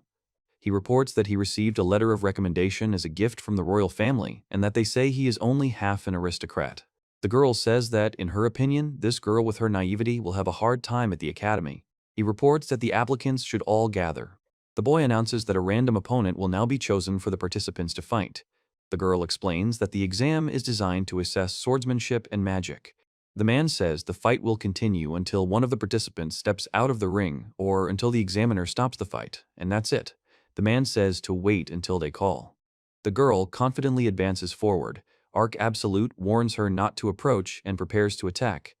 The guy says that he is, and suddenly strikes the stone wall with his sword. Arc Absolute shouts, attacking with his sword. The girl reports that Lady has become much stronger after training. Arc Absolute smiles, and the girl looks on in surprise. The girl says the outcome of this fight is obvious. The man responds with a kick. The woman announces that the fight is over and declares Lady Cruel the winner, and also names her opponent outside the ring. The girl reports that she has returned, and Arc Absolute says that she has become much more capable. The girl says she's honored to receive praise and fought so hard not to dishonor her interlocutor, but then says she's very embarrassed. She explains that when she's praised, she feels embarrassed. Arc Absolute wishes the man luck in battle, and he thanks him. The woman asks the man if Mr. Christ is also here, to which he replies that the lady did a good job. The girl says she wonders who will be Mr. Absolute's opponent, Duke Keiko, Marquis Mirai, or Mr. Alicia. He stands with his eyes closed and arms crossed. The man to his left listens attentively, and the guy on the left below speaks in surprise. The boy says that the opponent could possibly be a saint. He explains that the aristocrats participating are mostly girls, so only Duke Keiko remains. The man announces that Absolute Arc is next. The girl wishes the master good luck, and Absolute Arc says that he will be quiet. He says that Duke Kako was the leader of the bullies among his subjects at Prince Michael's feast. Arc Absolute reports that Tristan Kako is rumored to be an individualist, talented even within his own family, but he didn't appear much in the original, so it's unknown what to expect from him. He says that he is not going to give up and is going to fight until the end. The girl and boy express surprise. Arc Absolute says something questioningly. In the arena, Arc Absolute stands with his sword drawn, and 3 people in front of him stare at him intently. He says that the Duke is something like this. Alicia Mirai reports that Saint Eliza. Arc Absolute greets Miss Alicia, the saint, and himself. Tristan Kako reveals his name is Tristan Kako. The woman asks the examiner to clarify the situation. He informs that the rules stipulate that the fights are one-on-one. The woman explains that Lady Saint specializes in support, so her abilities can only be assessed when paired with someone. Arc Absolute announces that, as an exception, this will be a 2-on-2 duel. The man says that the pairs. Alicia reveals the names of Absolute Arc and Alicia Mirai. Arc Absolute reports that against Tristan Kako and Saint Eliza, he says he's paired with Alicia and that he's lucky, and also explains that if he were paired with the saint, he wouldn't be able to appreciate her powers. Alicia asks if this is their first meeting and reveals that her name is Alicia Mirai. Arc Absolute explains that he can only use magic and therefore can only attack from a distance. The girl asks who will do what. Arc Absolute explains that while he fights Tristan, she shouldn't attack, but should instead attack Tristan until he reaches her. The girl understands. He asks if he is sure, and says that the saint cannot fight, so she could help with magic during the battle with Tristan. The girl says that. Arc Absolute informs her that no matter how much help the saint gives, she'll have to fight alone, and that it would be unfair for 4 of them to attack him. He explains that he doesn't like to overwhelm enemies with numbers. It's better to divide the roles and fight one-on-one, and also says that they mustn't lose sight of. The woman says it's impossible. The man says he can't believe it. The girl asks for forgiveness for her misunderstanding and explains that an aristocrat like her should not act like that. Arc Absolute agrees to go along with her plan and says he will fight with honor. He says the girl is wearing a saint and asks if she understands it. The girl replies that of course and suggests winning. The guy yells that it's started. The girl casts a fireball spell and launches a fireball at the guy. The guy announces that it's the mistress's turn. The mistress agrees and says she's using protection and self-healing. Arc Absolute delivers a powerful blow followed by an explosion. The woman says she's hit. He says no. The man appears out of the smoke. His foot hits the ground hard. Arc Absolute reports that he fell asleep. Arc Absolute then explains that he smiled. The girl says she doesn't understand how this happens. The sounds of blows accompany the words that she's hitting, but he still doesn't stop. He asks, "Is this really possible?" The woman reports that she used her fear-removing skill and asks how it will turn out. The woman says she can't die. A woman says magic doesn't harm him, and another woman says he doesn't stop. Arc Absolute explains that Saint Eliza's skill allows him to act without fear. He announces that it's time. The woman abruptly pushes someone away. In the background, a man and a girl watch what's happening. Arc Absolute announces that it is impossible to lose in the entrance exams and says that it is his turn. The guy speaks to Oro and asks if the Absolute's finest hour has come. Arc Absolute says that he has heard about the interlocutor and his amazing talent, and also dreamed of fighting him. He says that he cannot allow himself to be weak because weakness is death. The guy says that this dream will finally come true, and the man says what a wonderful day. The woman says haha and says she is all excited. The guy suggests a massacre, and Arc Absolute says he's talking too much. Then they start fighting. The woman says it's fun, Absolute. The girl reacts with surprise. The man is silent. The woman smiles with her eyes closed. Arc Absolute says he's already exhausted and asks if it hurts. He then takes the sword and asks how it feels. He says he is quite capable and asks if he has studied different styles. Arc Absolute says that this is the best day of his life and is surprised that the interlocutor has held out against him for so long, then suggests making this day their anniversary. The girl says that today is the anniversary of their meeting, and he says that he doesn't understand what anniversary she's talking about. Arc Absolute says he doesn't mean to hurt her, but the girl says she's afraid he might hurt her. He says he wonders why he and Alicia don't fight together, since together they could probably defeat him. Then he says, by the way, Arc Absolute states that he cannot allow the enemy to get close, and explains that his sword has the power to cut through anything. He says he intends to use this power to stop the enemy. He says that even though the saint supports him, he fights alone, and it would be low for 2 to fight 1. The other man laughs. Arc Absolute says that he is undoubtedly strong, but the guy says that there is no point in justifying yourself with nobility when you lose. Arc Absolute states that he has no intention of giving up and explains that his sword is not just a weapon, but a part of his soul. A man and a boy are fighting with swords in the arena, and a woman is watching the fight. The woman says her name is Bai. The man reports that Tristan, from a family renowned for martial arts, is strong. He explains that he has been quite successful against Arc Absolute and asks if this is due to the saint's support. The man asks if Arc Absolute can win. He strikes with a sword. The man parries it. The man reports that he is amazed by the swordsmanship. Arc Absolute strikes with his sword. The man deflects the attack with his sword. He says, "How is this possible?" The man says, "This is Saint Eliza." The woman says she will help Lord Tristan. She casts the saint's blessing spell. Arc Absolute thanks the saint. The guy says that it is incredible, and the power overwhelms him. Arc Absolute reports that his strength and speed have increased, but nothing else has changed much. Tristan isn't adapting to his new abilities. Arc Absolute says there's nothing he can do about it. The woman asks if this is their limit, and the man says that body enhancement magic is not dangerous, but in large quantities it can become problematic. The woman reports that her skill eliminates fear. Arc Absolute says it's suspiciously quiet. He says that he has seen enough and says that it is time to end it. Arc Absolute expresses surprise. Arc Absolute delivers a powerful sword strike. He delivers a powerful kick, breaking the wall. The man looks forward with a determined expression on his face. He screams, expressing pain. The woman expresses strong surprise. The man stands behind her. The girl also expresses strong surprise. Arc Absolute says that the interlocutor is quite skilled with a sword, but he lacked precision. He says that next time they will fight for real one-on-one at the academy. Arc Absolute says that he was clearly pitied and that he still has something to strive for. He says it's such a pity. The woman raises her hands. Arc Absolute turns to the woman. A voice announces that Arc and Mirai have won. He leaves, the girl calls him. The girl gets worried and asks what to do. Arc Absolute says he will destroy the Arc family and kill all the villains. The man says the rumors are true, the Arc family are worthless. The girl asks him not to do this and calls it terrible. Arc Absolute says he never imagined he would be so strong. The man says that.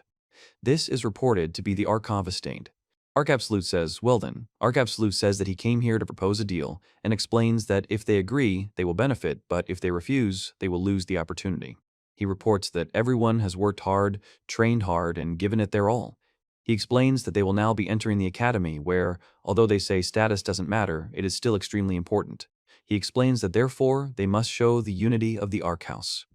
Arc Absolute says that they are despised and considered villains because they make a living by getting their hands dirty. He says that if they think so sincerely, then they are simply living up to their expectations. He knows that their work saves people, and he is proud of this work. Arc Absolute says that the problem lies elsewhere and asks why there are those who openly ridicule them. The girl explains that it's because they are arrogant. He says that he will repeat again that they must show the unity of the Arc House. Arc Absolute informs them that they are no longer weak and can be mocked, and asks them to show their strength. He says that the powerless evil will be trampled by the strong who consider themselves right, so they will fight it together. Arc Absolute says he will always be on their side as members of the Arc faction and calls for pride in being evil. He asks them to show their pride, to which the others agree. He announces that a start has been made and encourages them to move forward, explaining that he and the others have chosen their path. The image contains no speech bubbles or text to convey dialogue or character explanations. A girl in a maid outfit is visible, surrounded by stacks of books. The text details the maid's rapid rise within the art family. Arc Absolute announces that he is leaving and that there will be an entrance ceremony today. He tells Vula Maria to unpack and informs them that starting tomorrow they'll be attending the academy with him. Vula replies that he will. The text also informs them that this is the Royal Academy of Lanana. The man says that this is a carriage for transporting the dead, and explains that one cannot talk in it so as not to desecrate the soul of the deceased. The man notices the carriage. Arc Absolute and his companions approach. The man informs him that this carriage belongs to Arc Absolute. A guy says it's Absolute Arc. A man asks what kind of gathering this is. Another man says there are so many high-ranking aristocrats in the Arc family faction. A third man asks them to wait. The man reports that they say the Arc family runs a terrible organization, and yet Arc Absolute says to look. There is Eurus and even Lady Cruella. He says it's pressure and reports that the rumors were true. Arc Absolute reports that he cannot afford to relax because the enemy is too strong and dangerous. First impressions play a very important role, as everywhere. Arc Absolute says that they can't relax and must keep everything under control while he's around, but otherwise he won't be able to help his subordinates. He explains that as the wielder of undeniable power, he and his subordinates must demonstrate it. He reports that they are the unity of the Arc family.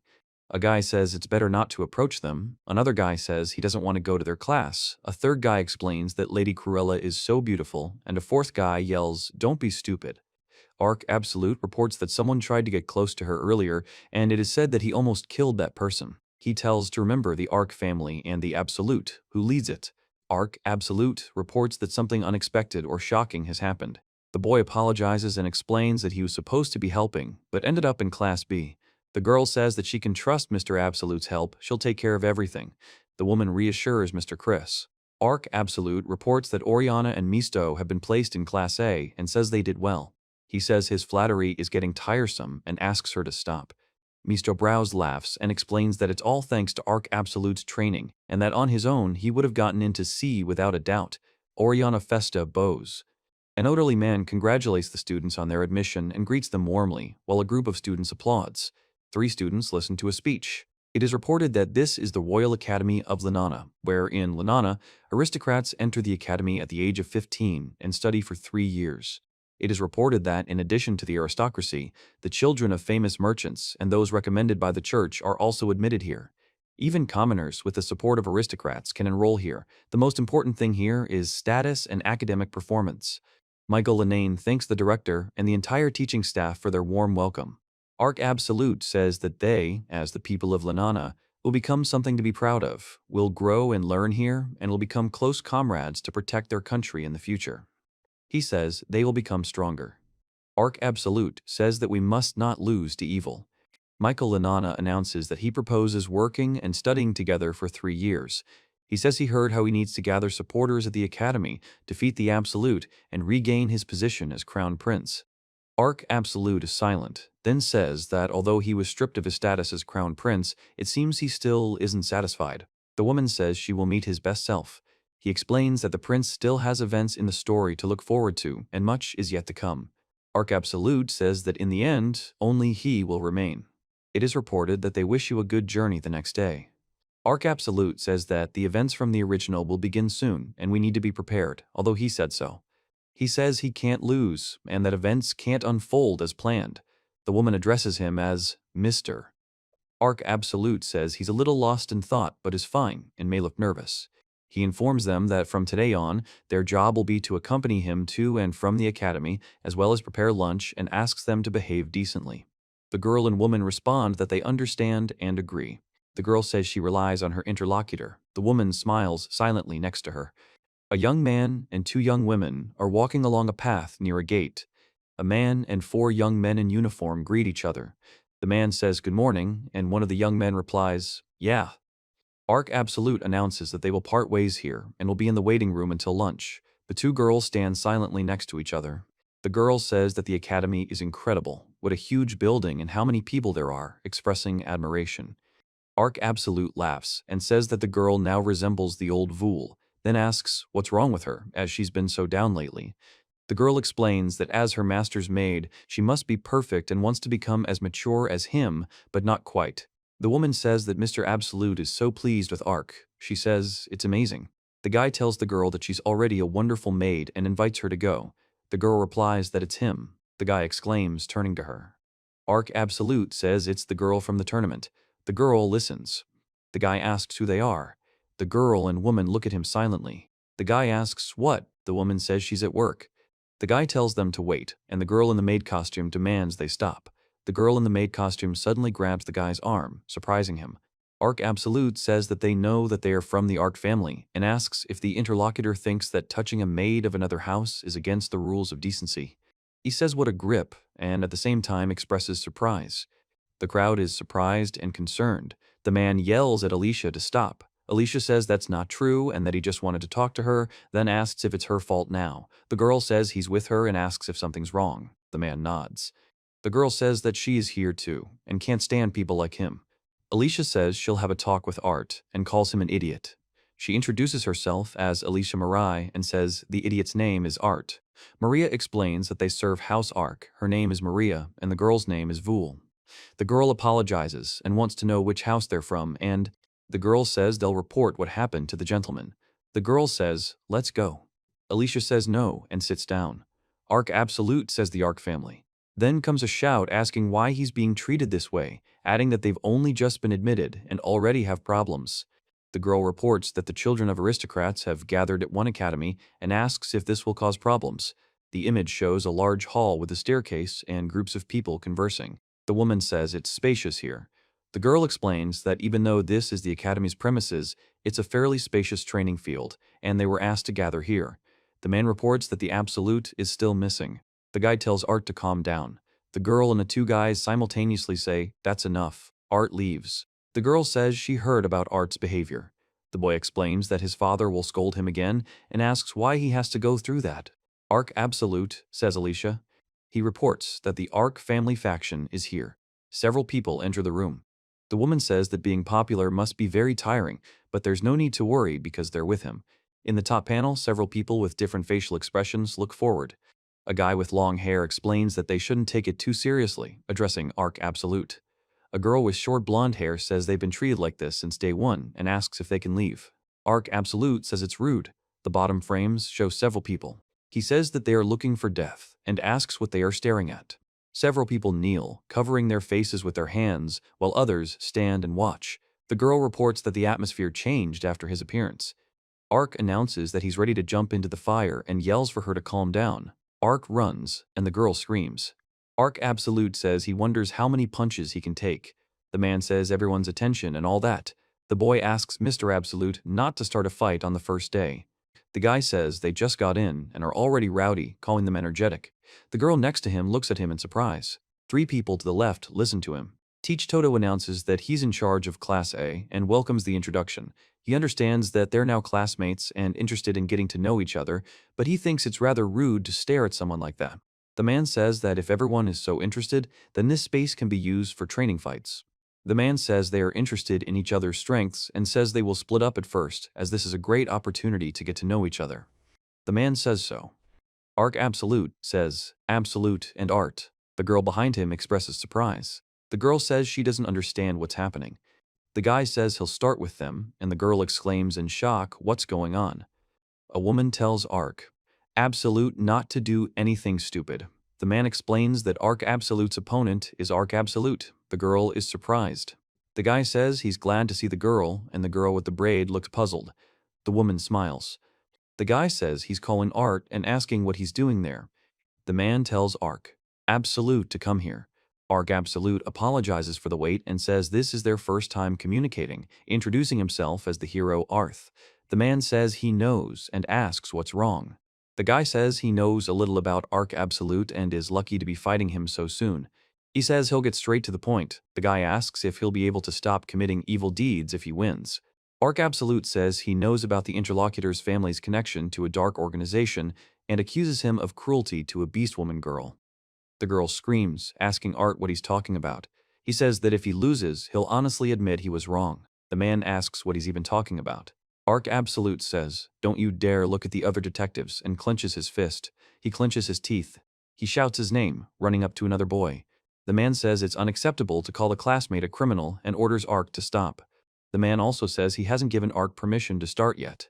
Arc Absolute speaks from the road and strikes the man, who screams. The guy shouts that this is a hero attack that destroys true evil, calling it a holy surge, and then orders him to receive it. The man stands still while the guy quickly moves forward using the attack. Arc Absolute stands at the center of a bright explosion. He says that it is a holy magic technique that defeats evildoers, which means that he does too. Then he asks if they saw. Arc Absolute reports that he is the only one who looks like a villain here. He says the word hero. The girl says he survived a holy attack. The man and girl together say, Lord. The girl says that the hero needs to be stopped. The man says that the bastard hit their master on the sly. Arc Absolute tells them to stand, and the girl says that this is her battle and asks if they all want to fight one opponent together. He says he's considered so pathetic. The guy tells him he's capable and thought it would work. He says, you. Arc Absolute says he offers to try the holy sword. He says it's too slow and delivers a strong punch to the man's face, who screams in pain. Arc Absolute informs him that his interlocutor has no talent and advises him to practice with a sword instead, while the man laughs, lying on the stones near a ruined wall. He says he doesn't feel any pain at all.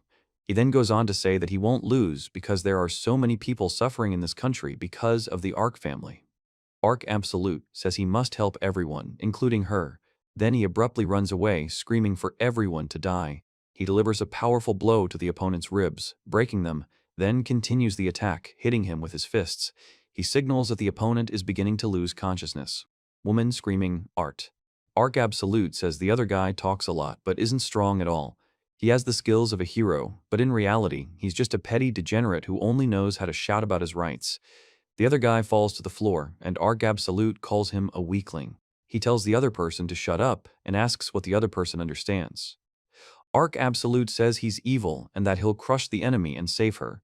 Then Arc Absolute reveals that he truly is evil and the worst thing in this country. He says he will see the ally of justice. Arc Absolute is silent, clutching the cross to his chest. The man lies unconscious on the floor. He says that he thought that he would kill him and save everyone, and then laughs. Arc Absolute says that his death will change nothing, and that another evil will simply take his place. Then Arc Absolute shouts to the ladies.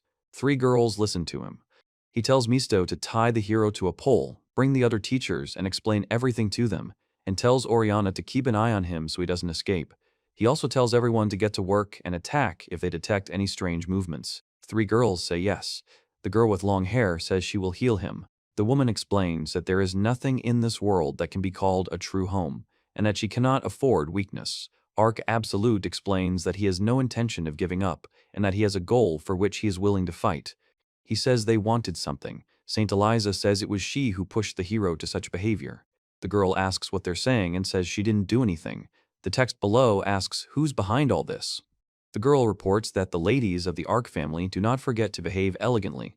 The woman says it's not a dream. The woman with the scythe wishes it were all just a nightmare. Arc Absolute asks if Ms. Alicia is okay, to which she replies that everything is fine and thanks him. The woman reports that Alt publicly insulted a member of the Arc family before the battle, and this will become a problem for him. The girl says she still needs to apologize for the incident with the maid and be sincere. A man and a woman stand opposite 2 girls. The woman says that here he is, the Absolute. Arc Absolute asks if this is Lady Saint. The woman reports that the guy used his skill to make the hero act aggressively, and the man asks what she's talking about. The woman explains that she can't hear anything. The woman says they're talking about Alta, then exclaims she can't believe it. The girl says that the Absolute is going to unite with the church and wipe their family and him off the face of the earth, and then says that things are too bad. Arc Absolute says that he is. The girl says, "Oh," and shudders. Arc Absolute asks, "M?" A woman screams Arc Absolute's name. He turns and reports that he hears her. The woman tries to say something but is cut off. The girl says it's very cold. The woman thinks they didn't even give her a chance to apologize. Downstairs, several people are sitting at a table eating, and 2 maids are standing nearby. The woman says something with surprise, and Arc Absolute reports that he beat the hero. The girl reports that he did it without a sword or magic, but with his bare hands, and she couldn't believe her eyes. The woman says that's not all. The woman confirms that she herself was amazed. The man wants to try harder so that next year he can be in the same class with the master. The girl informs Arc Absolute, by the way, sir. The woman informs him that Ms. Alicia of the Mirai family wishes to see Arc and asks if he minds, asking him to excuse her. Arc says no, and to convey that he has no intention of communicating with the Mirai family now and will listen to them later. The woman explains that. The girl offers to take her to a nice cafe after leaving the academy. Arc Absolute says that it's a good idea. He says that it is good and that he will convey the girl's words to Mrs. Alicia. The girl thanks the gentleman and says she's very happy. The woman sits silently nearby. Arc Absolute says, "You're welcome, help yourself." The man remains silent. Arc Absolute tells him how delicious the Mont Blanc is. He says he didn't like him before and it seems to be affecting him. Arc Absolute asks Maria if she wants to lose an eye and why she's looking at him like that. Maria says she's never seen anyone eat with such pleasure before and suggests, if she's willing, that they serve it in the mansion as well. The man apologizes. He tells Wool that he had problems with the hero this morning and asks if there was anything else wrong. Wool explains that there's no need, they'll only eat it occasionally, it's really tasty. The girl says it's better to eat it before dying and then asks the hero a question. The girl says that he started being so familiar with her that she immediately felt disgusted, and adds, Arc Absolute says he already told them to protect themselves if he's not around, and that he gave them the power for that. The girl says Maria protected him and asks if it's disgusting. The man explains that the main characters have a tendency to be oblivious to others' personal space and how pathetic that is. 2 girls. The guy says he's fine with him negotiating with the Mirai family today, but asks if it's okay for everything to be compromised. He explains that it will probably hurt the Mirai family, and the outer walls of the Arclands will become stronger, but that means that nearby. Arc Absolute says that an apology is important and inevitable, and believes it would be better if they showed sincerity. He explains that now that the hero's execution was prevented thanks to the royal family's request, it has become a huge problem for him, and he intends to move in that direction. He says that you need to take the initiative into your own hands and do what you know, explaining exactly how. Arc Absolute says that if the Mirai family had prioritized raising a hero, this wouldn't have happened, but there's no need to feel sorry for them. He says that everything will be fine, and true evil is merciless. Arc Absolute reports a compromise regarding the hero. The woman says members of the Mirai family have arrived. There are reportedly 3 main factions in Lenan: the royalist faction that supports the king, and the aristocracy that fears the excessive concentration of power in the hands of the royal family and seeks to concentrate it in the hands of the nobility, with the neutral faction standing between the two and providing a balance. Arc Absolute explains that evil does not give favors to the enemy and says this must be done at any cost. The man and the girl explain that even without the saint, Marquis Marai's ignorance is a huge flaw. He invites Marquis Marai and Miss Alicia to sit down. He muses that perhaps the Marquis is going to shift all the blame onto Miss Alicia. Marquis Marai apologizes to Arc Absolute for the foolishness the hero caused. He reports. Arc Absolute says that even though the hero committed a crime, he will not let it go, and asks Marquis Marai what he has been teaching the hero all this time. Marquis Marai denies that there are criminals in the Arc family and is outraged that the hero was called a criminal without proof. He says, "What trash?" The man yells that this idiot ruined everything and doesn't care. The woman says she's very sorry. The man says that an apology alone won't be enough and orders her to remain silent. Arc Absolute says that if Marquis Marai continues this farce, he will kill him, and asks where he thinks Marquis Marai is. He says he's asking for forgiveness, and explains that Arc Absolute announces that the Arc family has 3 requests. An animatic stone is needed to rebuild the outer wall of the Arc territory. The heroes and the Marai family must also pay compensation in the amount of 2 billion. Furthermore, the hero will have to pay half the cost and be suspended from activities until payment is made. He says that if the full amount is paid, then the break in the engagement can be avoided, and that the conditions are quite lenient. The man reports that Marquis Marai will be taken to the king, and this is a royal order. Arc Absolute expresses surprise. The guy says it's not his fault, and asks why he should be held responsible. The girl says it's Alicia's fault. He explains that he's asking why, because he's a marquis. Arc Absolute says they thought it might be a good idea to shift the responsibility to Alicia, but raising the hero was originally her responsibility. He then states that all responsibility lies with the man, and the king will listen to his justification. The man reacts silently to this. He says, "Father," the man answers yes. The woman says, "Take him away." Arc Absolute informs that a letter and a signed, notarized document will arrive from the royal family later.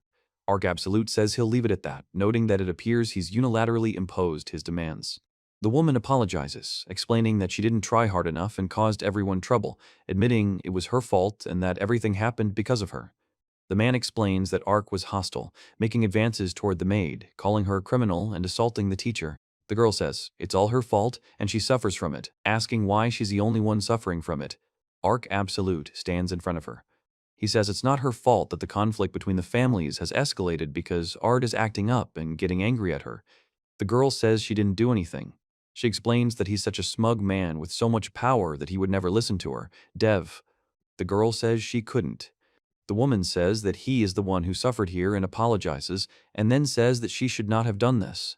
The girl says it's healing magic, the man cries. Arc Absolute speaks to Alicia Marai. He stands in front of her and looks straight ahead. The girl says she can't believe he's actually dead. Arc Absolute says that it's not her fault, only the crazy hero and the father who neglected his duties are to blame. The girl says they are not guilty of anything, and no, he says she is a victim. Arc Absolute explains that if he had more overwhelming power, the hero wouldn't dare do anything, and he had to demonstrate his power so that even a fool would understand. Arc Absolute then says that's why Alicia Marai. The man begins to speak, but is interrupted. He says that the girl might hate him and explains that he wants her to blame him and relax, and the girl asks what. Arc Absolute says he's evil to this country and there's no need to feel resentment or anger, only towards himself. It would be better if the girl thought it was all his fault. The girl silently holds the other man's hand. The woman thanks him and says she'll hold off. She explains that Art hasn't done anything wrong, so it's better to hit him, not her. He says he feels stupid because he's been taking all the blame, but it's not working. He explains that he now understands why his inner circle is so. Alicia Marai says he's a surprisingly good person. Arc Absolute asks if she's in her right mind. Arc Absolute calls Alicia Marai by name and asks if she'd like to form an alliance with him. Alicia Marai asks what that means. The girl says she doesn't understand what it means and asks what it means.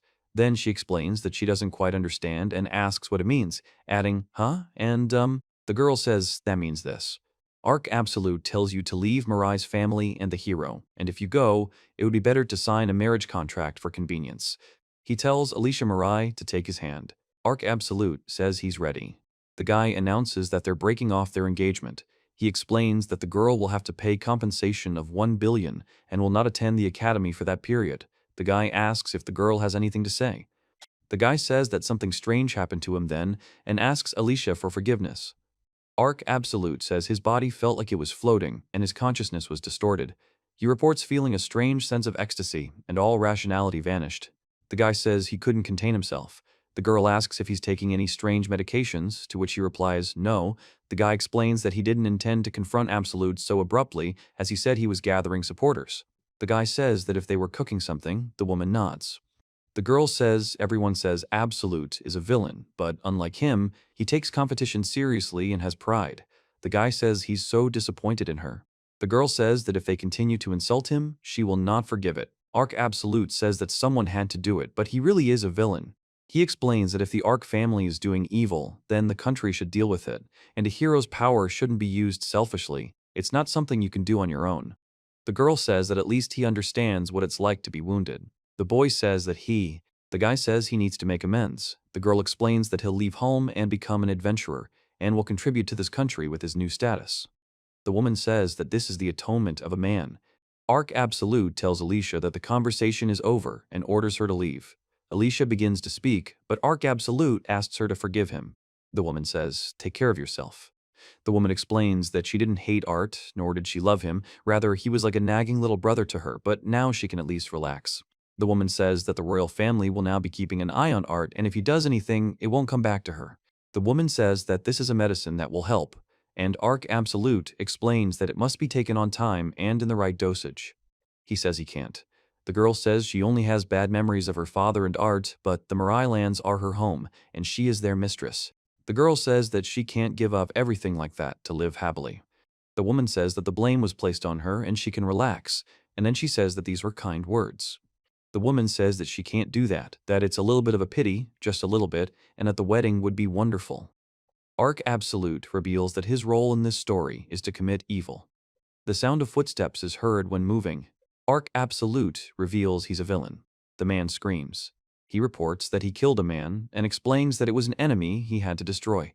Arc Absolute says something devilish is happening in his life. He stands with his back to the world, surrounded by smoke, fallen knights lying on the ground, and a bloody sword is depicted in the foreground. He states that he cannot afford to die here, and explains that he must live to fulfill his mission. The man in bed listens to him.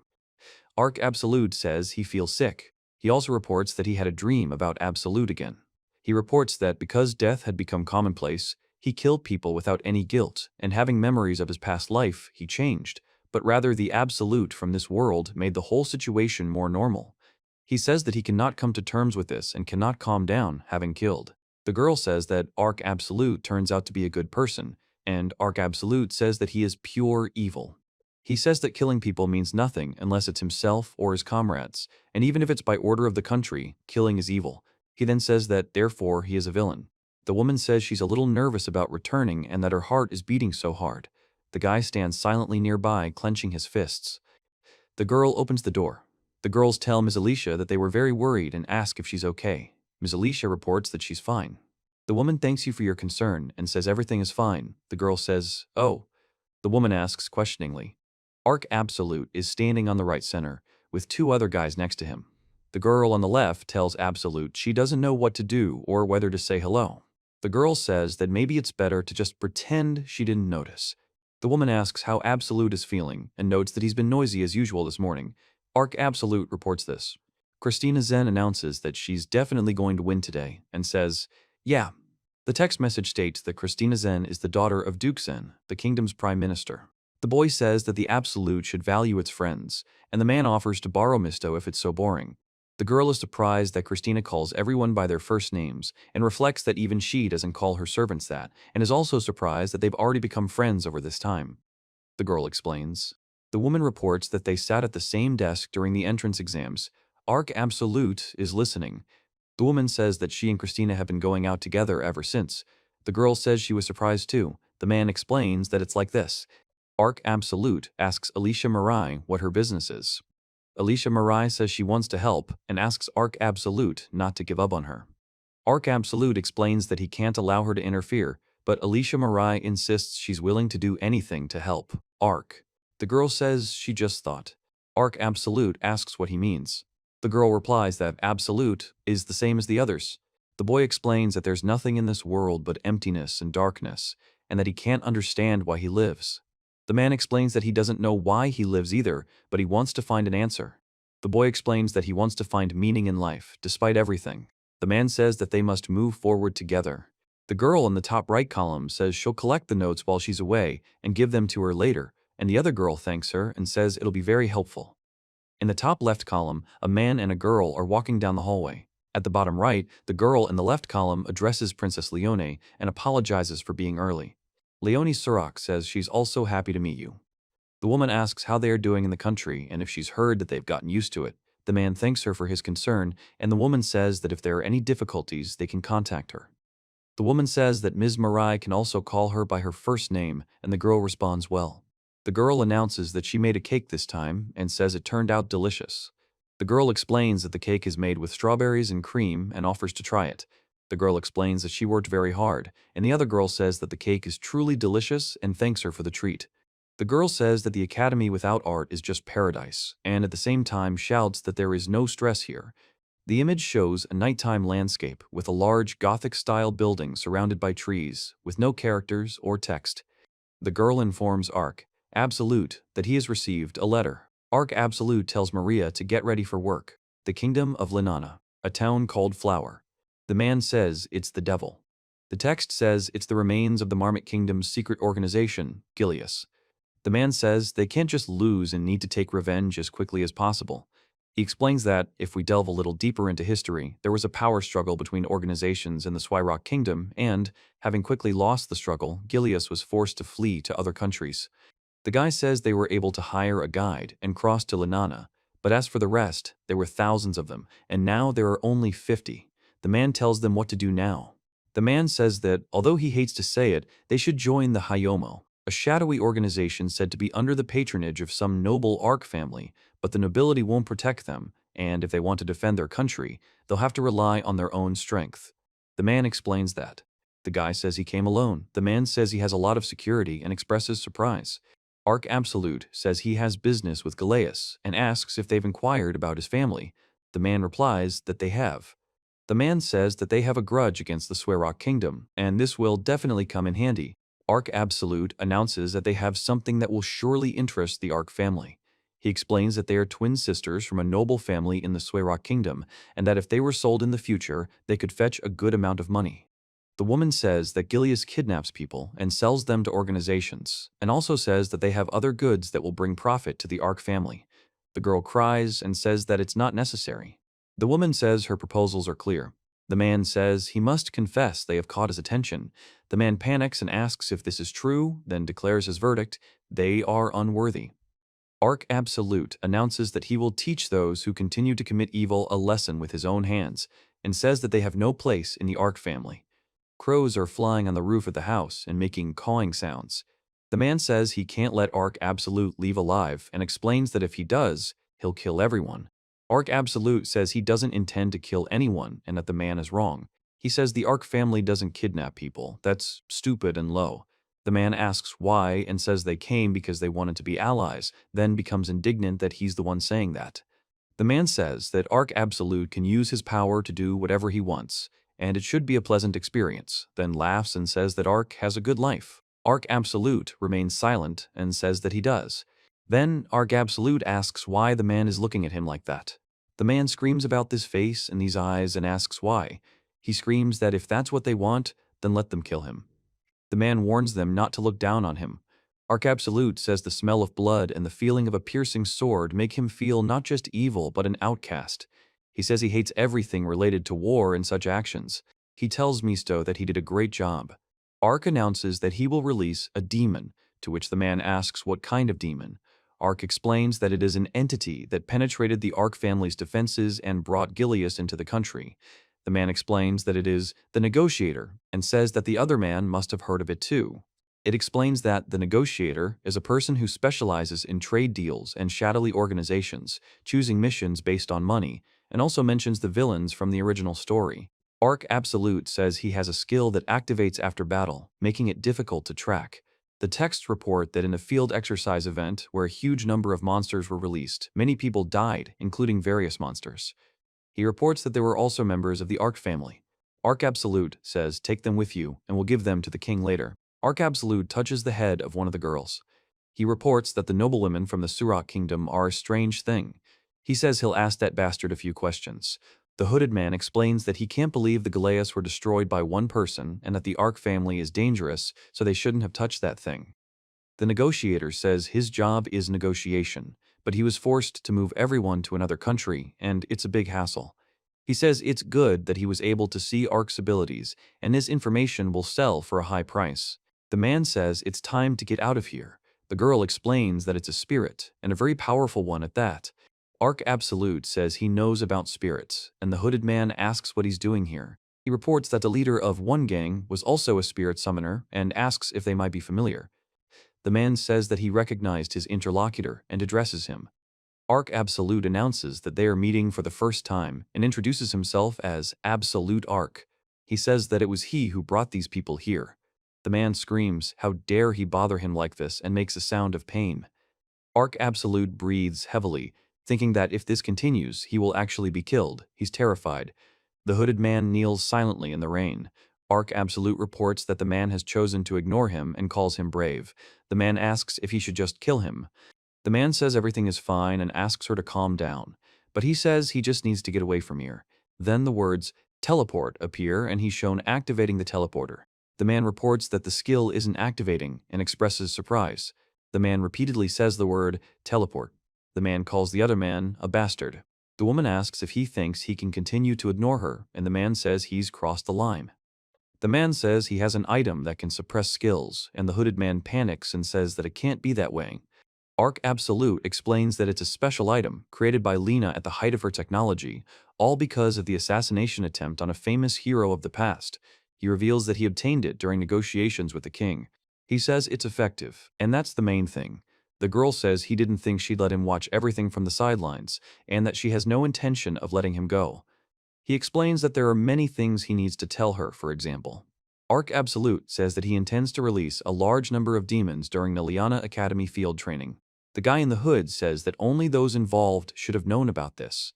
The girl says that he really knows that much. Ark Absolute reports that all those he mentioned were also kept secret and says how many information resources are needed to find out about this. He says he misjudged his opponent's strength and that he's finished. The guy screams in pain or fear. The girl screams that she doesn't want to die and runs. Ark Absolute announces that he's getting closer. The girl says it's the devil and that it feels like he's playing with her and expresses despair. The man takes a sharp step back, noticing something unexpected. Ark Absolute says the stakes are too high, but at the same time says he's ready to end it all. He delivers a powerful kick to the man, who falls to the ground and lets out a scream. Ark Absolute says that money can't buy life, but nothingness. Basement of Ark's house. The image has no text or characters, just stairs and walls. The right panel depicts a long corridor with columns and a dark opening at the end. The left panel shows hands putting on a glove. Ark Absolute states that he cannot afford to make a mistake, as it could cost him his life. He tells the negotiator to wake up. He says that he has proven to be quite persistent and that it is worth acknowledging. Ark Absolute says he didn't think he had such a stamina threshold, but everything has a limit. He says that they will achieve the goal, and at the same time he coughs. Ark Absolute asks who the customer is. The woman with the bloody head says it's a saint, and the man says the name Eli and the word for. A woman explains that she prayed for everyone who suffered and now feels relief, and also says that now she can move on. Ark Absolute says that Saint Eliza couldn't have tested such a plan alone. She's only 15, and there are likely others involved, those who planned it and those who carried it out. He says it's hard to believe. Saint Eliza reports that everything is going well, and the brainwashing of the monsters received from the negotiator is complete. Ark Absolute reports that everything is strictly according to plan. The man confirms this with the word, correct. Cardinal Namuria reports that they greatly appreciate their cooperation in the operation to destroy the Ark family. Michael Lanana says no thanks are needed, they are friends, and he's glad they can count on him. The woman reports that the contract is in order. Ark Absolute explains that once the operation is completed, he promises his support in returning to the throne. He says he wants to know who's behind this, asking if it's the Church of Lanana. The man tells Ark Absolute to enjoy it while he can. The text reveals that the church is operating from the shadows and wonders what Absolute's next move will be. The man reports that this is Class A, recreation, moments after the hero has lost control. The girl asks what they are talking about and says that she has nothing to reproach herself for. The man and woman listen to her. Arc Absolute reports that the girl used the instigation skill on the Baron to deliberately cause him to go out of control, and asks if she had intended to kill him if the opportunity presented itself. The girl says that this is a terrible accusation and explains that even if it were her doing, Arc Absolute would have. The boy explains that the holy skill incitement affects a person's brain, provoking them to action, and that what can't be seen cannot be proven. He explains that evidence could be found with magic, but the girl's skill is special, so this time it won't be possible to prove anything, the girl says. Arc says that he will now go to meet her and retreat, but warns that his interlocutor has made an enemy of the Arc House and will pay for it sooner or later. Arc Absolute reports that he witnessed the hero's murder with his own eyes, and at that moment sensed clear malice on the girl's part. He explains that the church is behind all of this.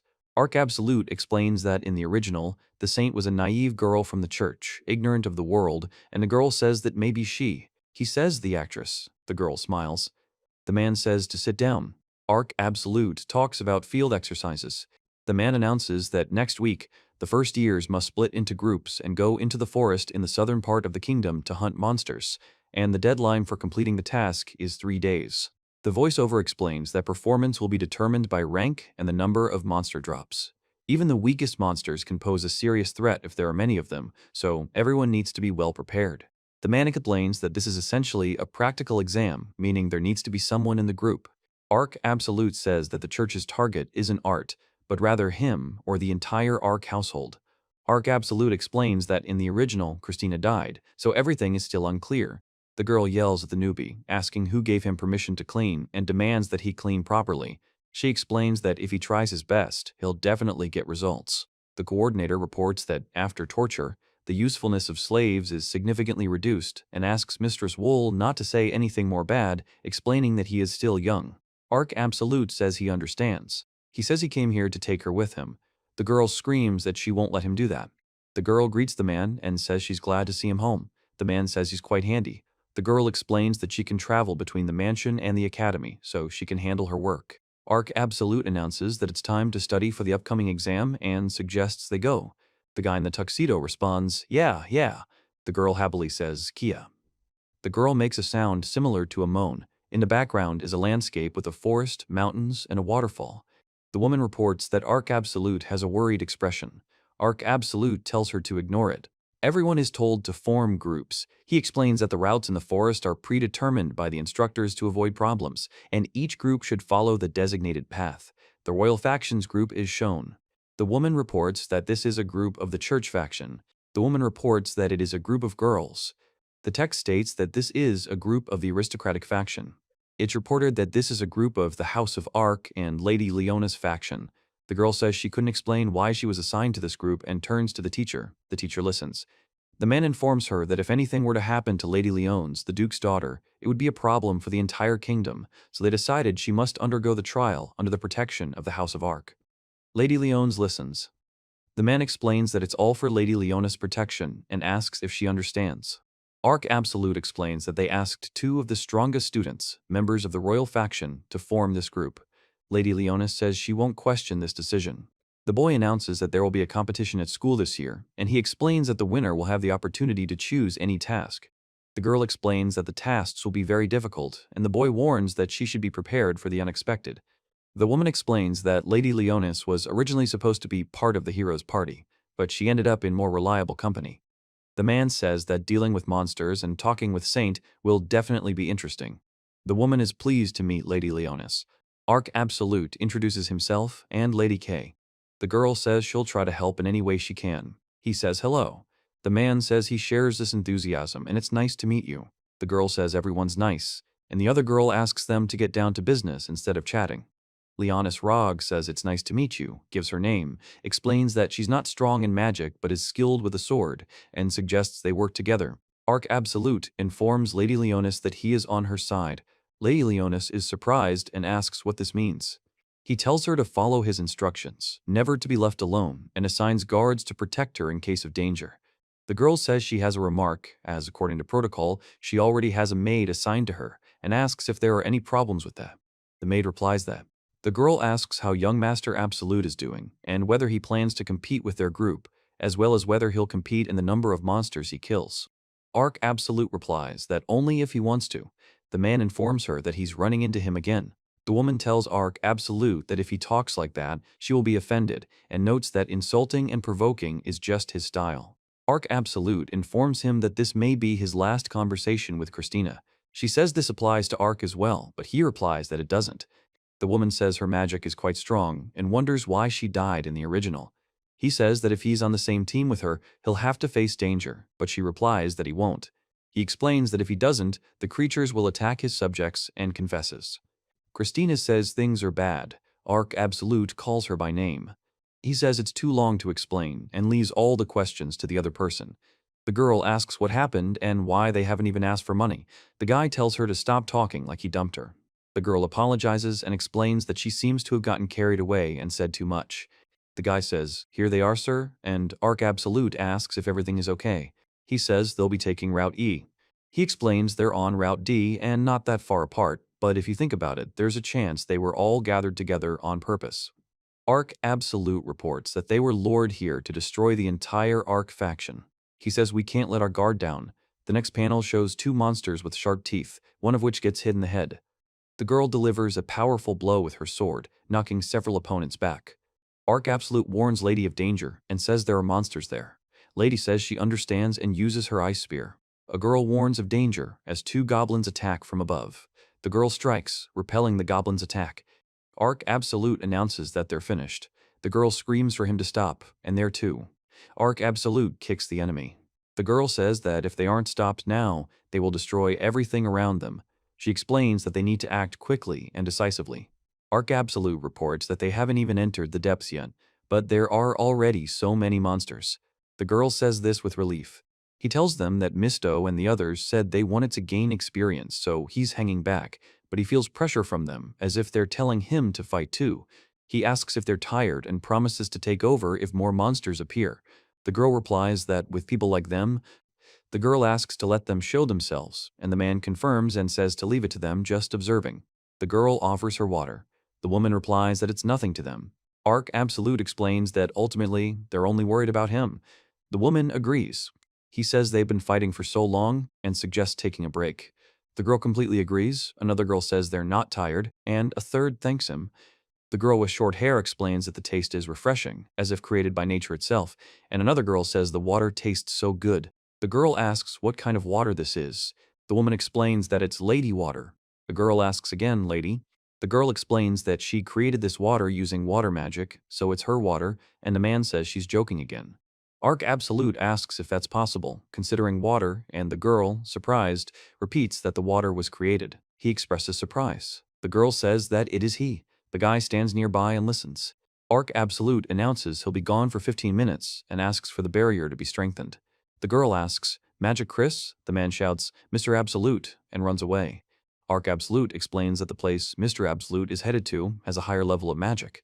The girl reports that he ran away. He reports that something probably happened there and the situation has worsened.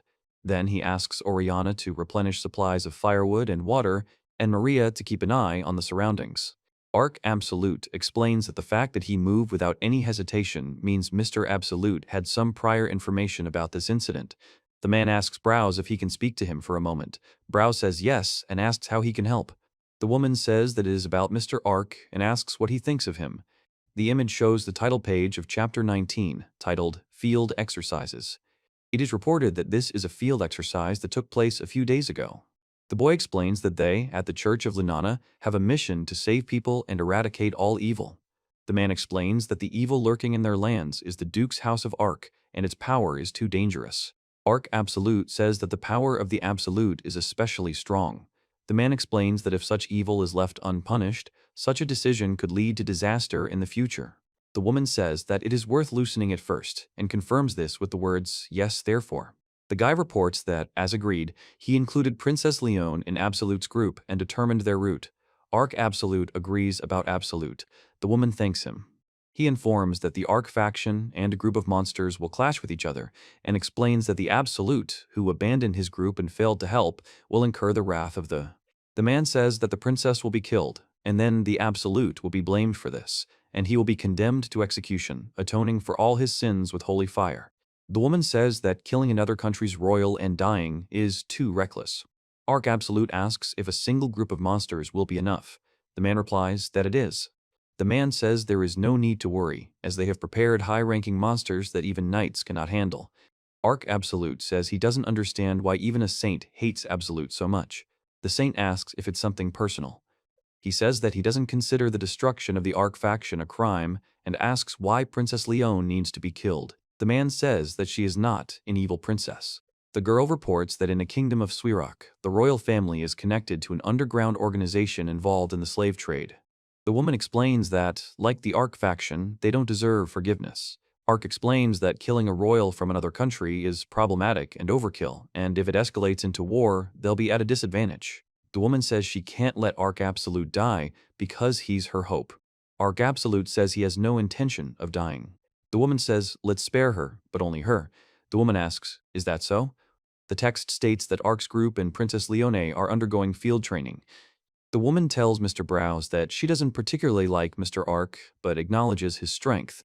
The woman explains that she's frankly disappointed and doesn't understand how someone with such power can fail to be on the side of justice. Ark Absolute remains silent. The girl says that usually those who are oppressed become stronger, but she didn't think that she would end up on the evil side with such people. He expresses surprise. The girl says that even though she is from another country, she can help save him and go to the good side. Ark Absolute says it's not worth it, but thanks for the concern. The woman says that every single one of them, the guy says that they love Mr. Absolute. The girl doesn't understand where Ark's feelings come from and asks who Mr. Ark is to her. Ark explains that he's her hero, and it's obvious. The girl calls him a hero and turns to Princess Leone. The guy says that Mr. Absolute hates fighting. The girl says in surprise, she doesn't believe what she heard and asks if it's a joke. Ark Absolute explains that he might not admit it himself, but he can confirm what he said. The boy explains that their faction is made up of aristocrats engaged in dubious dealings, and in this country they are treated with disdain, considered an eyesore. He explains that when he first attended a faction party, the children of high-ranking aristocrats bullied him. The girl says it was painful and that high society is cruel, and she asked for forgiveness. Ark Absolute reveals that he was the one who saved her by coming to her aid. The woman reports that it was he who extended a helping hand to them in a moment of despair, and that it was then that she realized that Mr. Absolute was not the man everyone thought he was. He explains that since then, their friendship has grown stronger, and more of his comrades have been on his side. The woman reports that she was always there, and saw how Ark Absolute, gritting his teeth, fought for good purposes. He says that he only openly shows his feelings during a fight. The guy explains that they've all decided to ensure that the fights take place freely, at least within their line of sight, so that Mr. Absolute won't feel the slightest aversion. The girl asks why they're doing this. The guy says that Mr. Absolute might be angry if he says so. The woman says that it is only thanks to him that they are here now, and says that she is glad to be on his wrong side. Ark Absolute states that he wants Mr. Absolute to be happy, and adds that that's all. The girl says she really admires him. He says he likes to speak frankly and calls it amazing. Ark Absolute reports that the blow came from the other side. The girl and Ark Absolute discuss the force of the blow. He tells Misto that the barrier is broken and a dangerous monster is coming here. The woman says it's an ogre. The man with long hair looks scared. A monster appears in the forest and claims to be of the same highest rank. Ark Absolute says he saw a similar monster subjugated in Swirak several years ago, and there can be no mistake, but he doesn't understand where it came from. Ark Absolute addresses the princess. He tells him to take the lady and leave. Then he tells him to call Maria with Oriana as she needs to help. Ark Absolute says he'll buy them some time. The girl yells that she won't let them fight alone, and Ark Absolute replies, no. The girl says not to worry, they won't lose. The guy says that if something happens to them, it will be on the conscience of Mr. Absolute, and says that this is impossible. The girl says everything is fine, and if anything happens, she'll handle it, explaining that her body has been forged by battles to protect Swirak. She explains that today they are not commoners, but her comrades in arms, and she won't allow them to sacrifice themselves. Ark Absolute says that's it, waving his hand over his head. Oriana says she understands, and Ark Absolute orders Oriana to call Maria. Maria says they'll stay behind, and Oriana agrees. He tells the princess that he trusts her with his life, but asks her not to forget the value of her own. Arc Absolute says whatever you say, and also addresses Mr. Browse. The boy and girl say they need to fight with all their might, otherwise it's all over. Then they show the monster's face with glowing eyes and a caption telling them how to save themselves. The image contains no speech bubbles or text representing the character's speech. A girl is visible, along with the title of Chapter 19, Field Exercises, and the manga's title that is needed for a villainous aristocrat. It is reported that field exercises took place several days ago.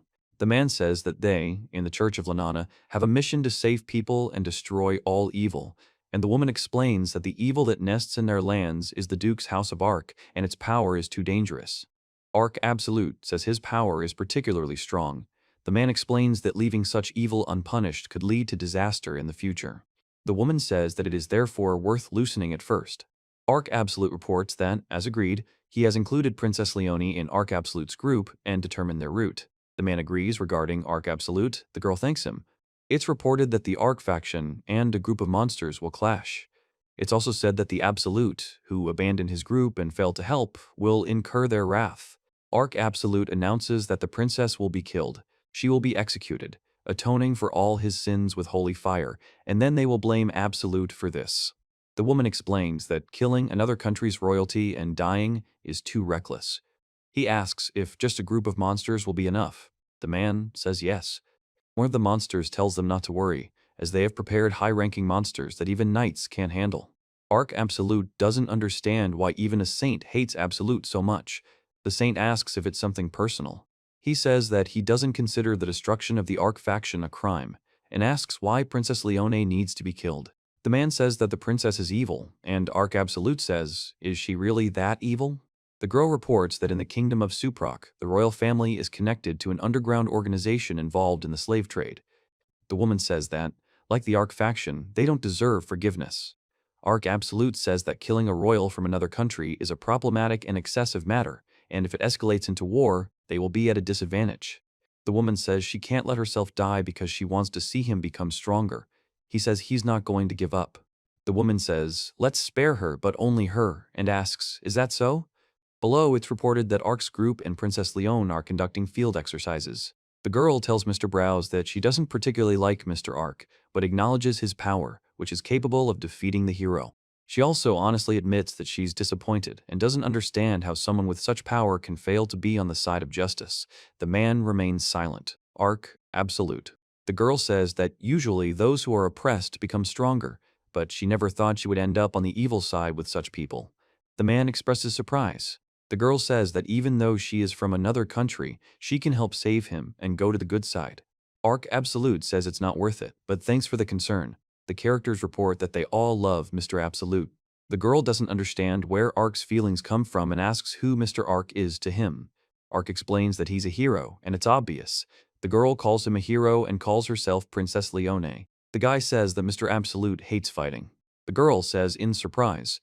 The girl says she doesn't believe what was said and asks if it's a joke, and Arc Absolute explains that it's unlikely anyone would admit it, but he can confirm. The man explains that their faction is made up of aristocrats engaged in dubious dealings, and in this country they are treated with disdain, considered an eyesore. He recounts how, when he first attended a faction party, the children of high-ranking aristocrats bullied him. The girl says it was painful and that high society is cruel, and she asks for forgiveness. Then she reveals that it was Mr. Absolute who saved her by coming to her aid.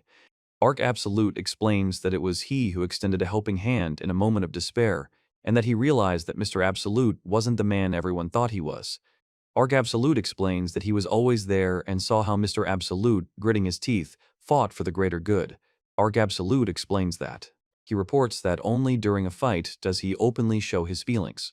The guy says they've all decided that at least within their line of sight, the fights will proceed freely so that Mr. Absolute won't feel the slightest disgust. The girl listens. The woman asks why Arc Absolute. Arc Absolute says that he might be angry if he says so, but the woman says that it is only thanks to him that they are here now, and says that she is glad to be on his wrong side. Arc Absolute states that he wants Mr. Absolute to be happy, and adds that that's all. The woman says she admires him. The man says he likes to speak frankly, and the woman replies that it's amazing. Then a powerful blow sounds. The girl asks what it was and notices that it came from the other side. The man smiles under the moon. A woman tells Misto that the barrier has been destroyed, and a man warns that a dangerous monster is coming. There are no speech bubbles in the image, only a demon with a club walking along a forest path. The guy reports that it's something unusual and expresses surprise. Meanwhile, a huge monster with a club runs through the forest. The woman reports that she's never seen such a monster, and that it's clearly several orders of magnitude higher than the previous ones. The man with the knife grips the handle tightly. The ogre approaches, a high-ranking figure. The girl says she saw a similar monster subdued in Swyrock several years ago, and there could be no mistake, but she wonders where it came from. The man turns to the princess. Arc Absolute tells them to take the lady and leave, and then asks them to call Maria with Oriana, as she needs to help. The woman says she'll buy them some time. He explains that he won't let them fight alone. The girl says not to worry, they won't lose. The guy says that if anything happens to the girl, it will be on the conscience of Mr. Absolute. The girl says that everything is fine. If anything happens, she will deal with it. Her body is hardened by battles to protect Swyrock. The girl explains that today they are not just people, but her comrades in arms. Arc Absolute says Oriana should call Maria, and Oriana understands. The girl says the others should stay behind them, and the woman agrees. The boy shouts that it's over. The woman reports that she sighs. Arc Absolute says that he trusts the princess with his life, but asks her not to forget the value of her own. He says, as you say, and also addresses Mr. Browse. The girl and the man tell them to fight with all their might, or they'll all be finished. Then a monster's face with glowing eyes appears, and a sign explains how they can escape. The girl reports that the villain and the princess are challenging the monster. The girl attacks the monster. The girl expresses tension and concern. A girl with a sword notices the approaching monster and prepares to attack. The girl jumps and strikes the ground. The boy asks if the princess is okay, and the girl replies that he should worry about himself. The monster informs that the enemy can finish them off with one hit. Arc Absolute says he'll distract the enemy, and the others should attack as soon as the opportunity arises. The girl agrees. Arc Absolute then kicks the enemy. The monster says it doesn't work at all, and the girl prepares to attack with a sword. The woman announces the activation of the enhancement, while simultaneously attacking the man, who lets out a loud scream. The girl reports that the attack worked. Then she fights a large beast-like creature. The woman says that the damage appears to be quite severe, and a few more attacks from the princess might be able to defeat it. The woman explains that if she can give him an opening, then the man with the club prepares to attack the monster. The girl tells Mr. Browse that he won't make it, and he says he won't make it. The girl warns him to be careful as they attack the monster together. The girl stabs her with a sword and falls to the ground near a tree. The man screams, calling her Princess Leone. Arc Absolute calls out to the princess, who says there's no point in saving a villain like him. The princess explains that she was saying she prioritizes her own life. Arc Absolute clutches his clothes and explains that it's not like that at all. The girl tells Mr. Browse not to belittle himself, and says that he is a kind person who wishes Mr. Arc's happiness with all his heart. A woman tells people not to talk so badly about themselves. A man and a girl are sitting under a tree. Arc Absolute reports that the sword has been sharpened to its limit. The woman says it's impossible, and the guy says they need to run. The woman raises her sword and attacks the two demons. The woman apologizes for being late, says that Oriana reported the situation to her, and asks if Arc Absolute is okay. The woman says the name Maria. The boy thanks Maria for saving him and asks if she's okay. Maria says, "Thank you." The guy reports that he had to fight several ogres on the way here and apologizes for his unseemly appearance. The girl thanks him for his concern. The man says that to fight so many higher monsters and still remain standing is an incredible woman. Arc Absolute reports that Princess Leone was injured while protecting him and asks for forgiveness. He explains that it appears she injured her back, but the wound is not life-threatening. Arc Absolute says she's lucky she's even alive.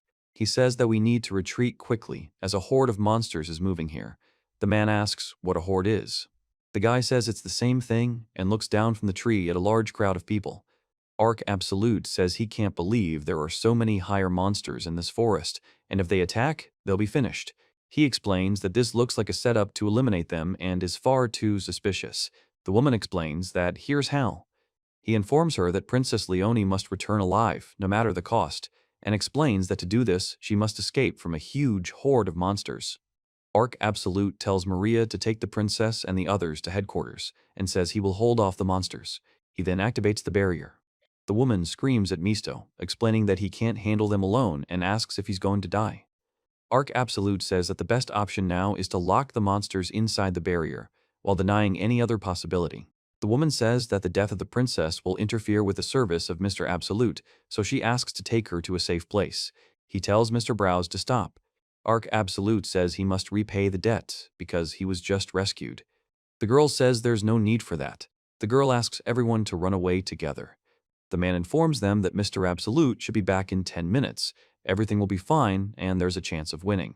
The man explains that if anything happens to him, he needs to tell everyone that Misto was amazing and asks them to go.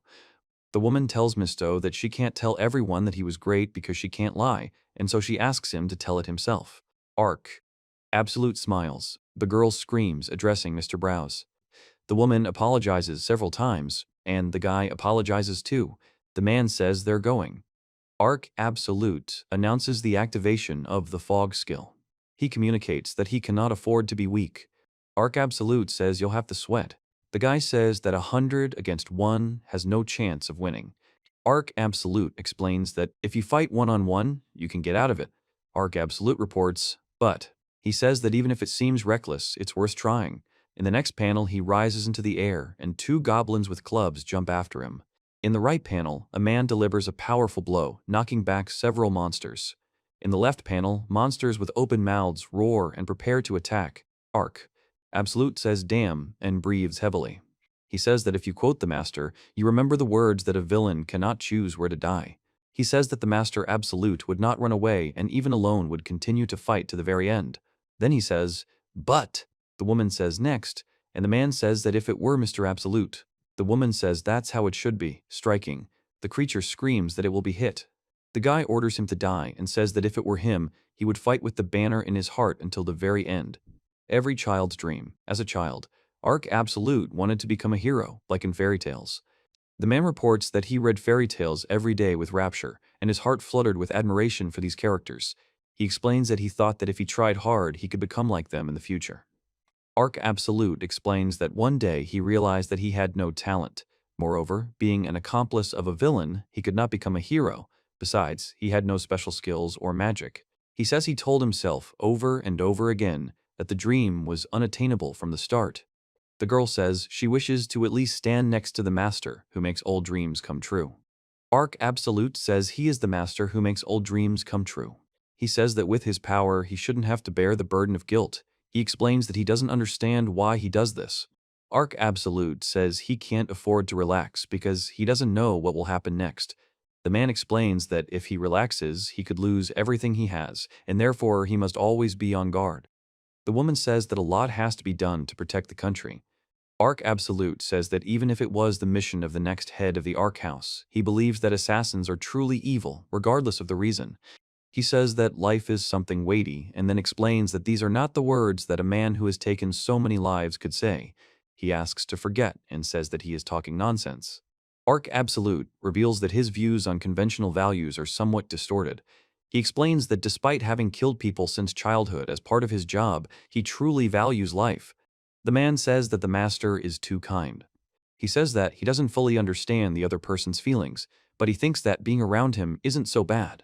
Arc Absolute explains that in chess there is only one move that leads to victory, and explains that this move is the queen on the d7 square. The woman says that if in the future he becomes the head of all the nobles, she will be by his side like a faithful horse. He says that if he does this, the neighboring countries will not remain silent. Arc Absolute says it will be worth it in the end. He says that he is definitely joking, and at the same time explains that he is joking. The woman says that if she becomes independent, she will no longer have to clean up corpses. Arc Absolute announces that it's checkmate. The man is surprised and asks what. He says that we need to discuss this in a positive way, and the man says that it is such an elementary mistake. Arc Absolute says that this is a secret between him and his interlocutor, and the girl responds with an exclamation. He says that of course you can play chess.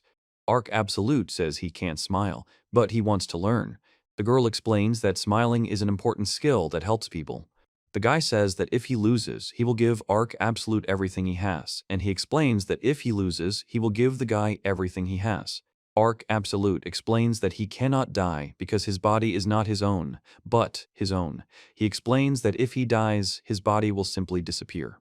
The woman says she can't hold back any longer and needs to let off some steam. Arc Absolute says he's not afraid to die, but he lies on the ground and asks why he's remembering this now. A man near the trees says, "Damn." He says that he shouldn't have been left and that he messed up. A man asks for forgiveness, addressing the master. Arc Absolute says that Misto did a good job. Then a man's steps are shown. He says that he will do it himself from now on. Arc Absolute reports that it's a black hole. Arc Absolute says, "Ah." He says he's awake. The man silently holds Arc Absolute in his arms. Arc Absolute says he woke up just in time and asks her to come to her senses as they still have problems. The girl responds by calling him Mr. Absolute with surprise. The guy asks to let him go. He asks if he is unhappy with something, to which the guy replies that he is not and thanks him for saving him. The woman says that he really did succeed but remains silent. The woman says that today, high-ranking monsters broke through the barrier and suddenly attacked, and the monster infestations continue. The woman asks Arc Absolute for permission to ask a question. Arc Absolute asks what else. The woman explains that if the restoration magic didn't restore the strength, then it's not worth it. He says it feels unnatural, and he feels like it's rigged. Arc Absolute asks if the other person knows anything. The other person explains that it's not their fault, but Arc Absolute says that's how they always acted when they were on missions, and that the other person is their only source of information. The guy says that they are friends, and he doesn't want to depend on them at a time like this. Arc Absolute says all of this is necessary. The girl says she can't tell him everything and asks for forgiveness. The guy says he can't name the source of the information and explains that this time it was planned by the church. He says that if the church has accomplices within the academy or the temple, perhaps there are rats in their ranks too. Arc Absolute states that he can't believe it and warns that if he's wrong, it will be very bad. The man says he knew the church had a grudge against Arc because of the hero incident and asks if they really suspected spies among their people all this time and were wary of him because of that. He says that if the plan had changed, the damage could have been even greater, so Arc Absolute says that she can't hide her emotions, and the man says that Maria didn't know either. He asks when he noticed a change. He says he heard it, but wonders if it's okay to talk about it. He's sure that if they hadn't suspected betrayal, they wouldn't have been able to strike. He also says that, of course, he could have been an enemy collaborator. The guy on the right says he doesn't think so. The guy on the left explains he doesn't think so. Arc Absolute says that his flippant attitude, which he would have previously laughed at, seems honorable, calling it rude. He then reveals that another man sacrificed himself to protect his comrades, calling that man his friend. He says that in order to protect his comrades, he stood up against a horde of monsters, and this is a good reason to trust. Against the backdrop of mountains and forest, they announce their arrival. Arc Absolute stands, a girl sits on the floor next to him, and another lies in bed. The boy addresses Arc Absolute and Misto. The girl looks on in surprise, and the other stands with her arms folded. The guy says it's Mr. Browse. The man and girl are standing next to each other. The girl asks how the man is, and if he's hurt. The man says the gentleman saved him, so everything's okay, and says the girl is safe too. The girl watches, with tears in her eyes. The girl says that she is a princess. Arc Absolute is surprised in response, and asks if she really is a princess. The woman says this is too much, and the guy responds with a question. Then the woman suddenly hugs the guy, who remains silent. The girl holds back her emotions. The man takes a sharp step forward, expressing surprise. Arc Absolute stands with his weapon behind his back and looks away. Princess Leone hugs the man tightly, who says it's too much, and she replies that she won't let him go. The girl screams that she won't let go. He explains that if she died leaving him, he doesn't know what he would do, but now. The girl says that she is so glad that they are alive and hugs Arc Absolute. The girl says she can't let Arc Absolute die because he's too important. Arc Absolute looks at her silently, then tells her he has no intention of dying. He explains that he is wrapping his left arm around the princess's waist and stroking her head with his right hand to calm her down, and says that he is glad that Princess Leone is okay. The man asks him to stop, and he tells Misto that he is risking his life. The woman says, "Hero." The man says he saved the princess. Arc Absolute smiles. The woman says she's glad they're safe and thanks Misto. Misto hugs the man. The man holds a book. The girl says that he was able to achieve his dream, as he dreamed of as a child. The girl tells Mr. Absolute that she wants to become a hero like him.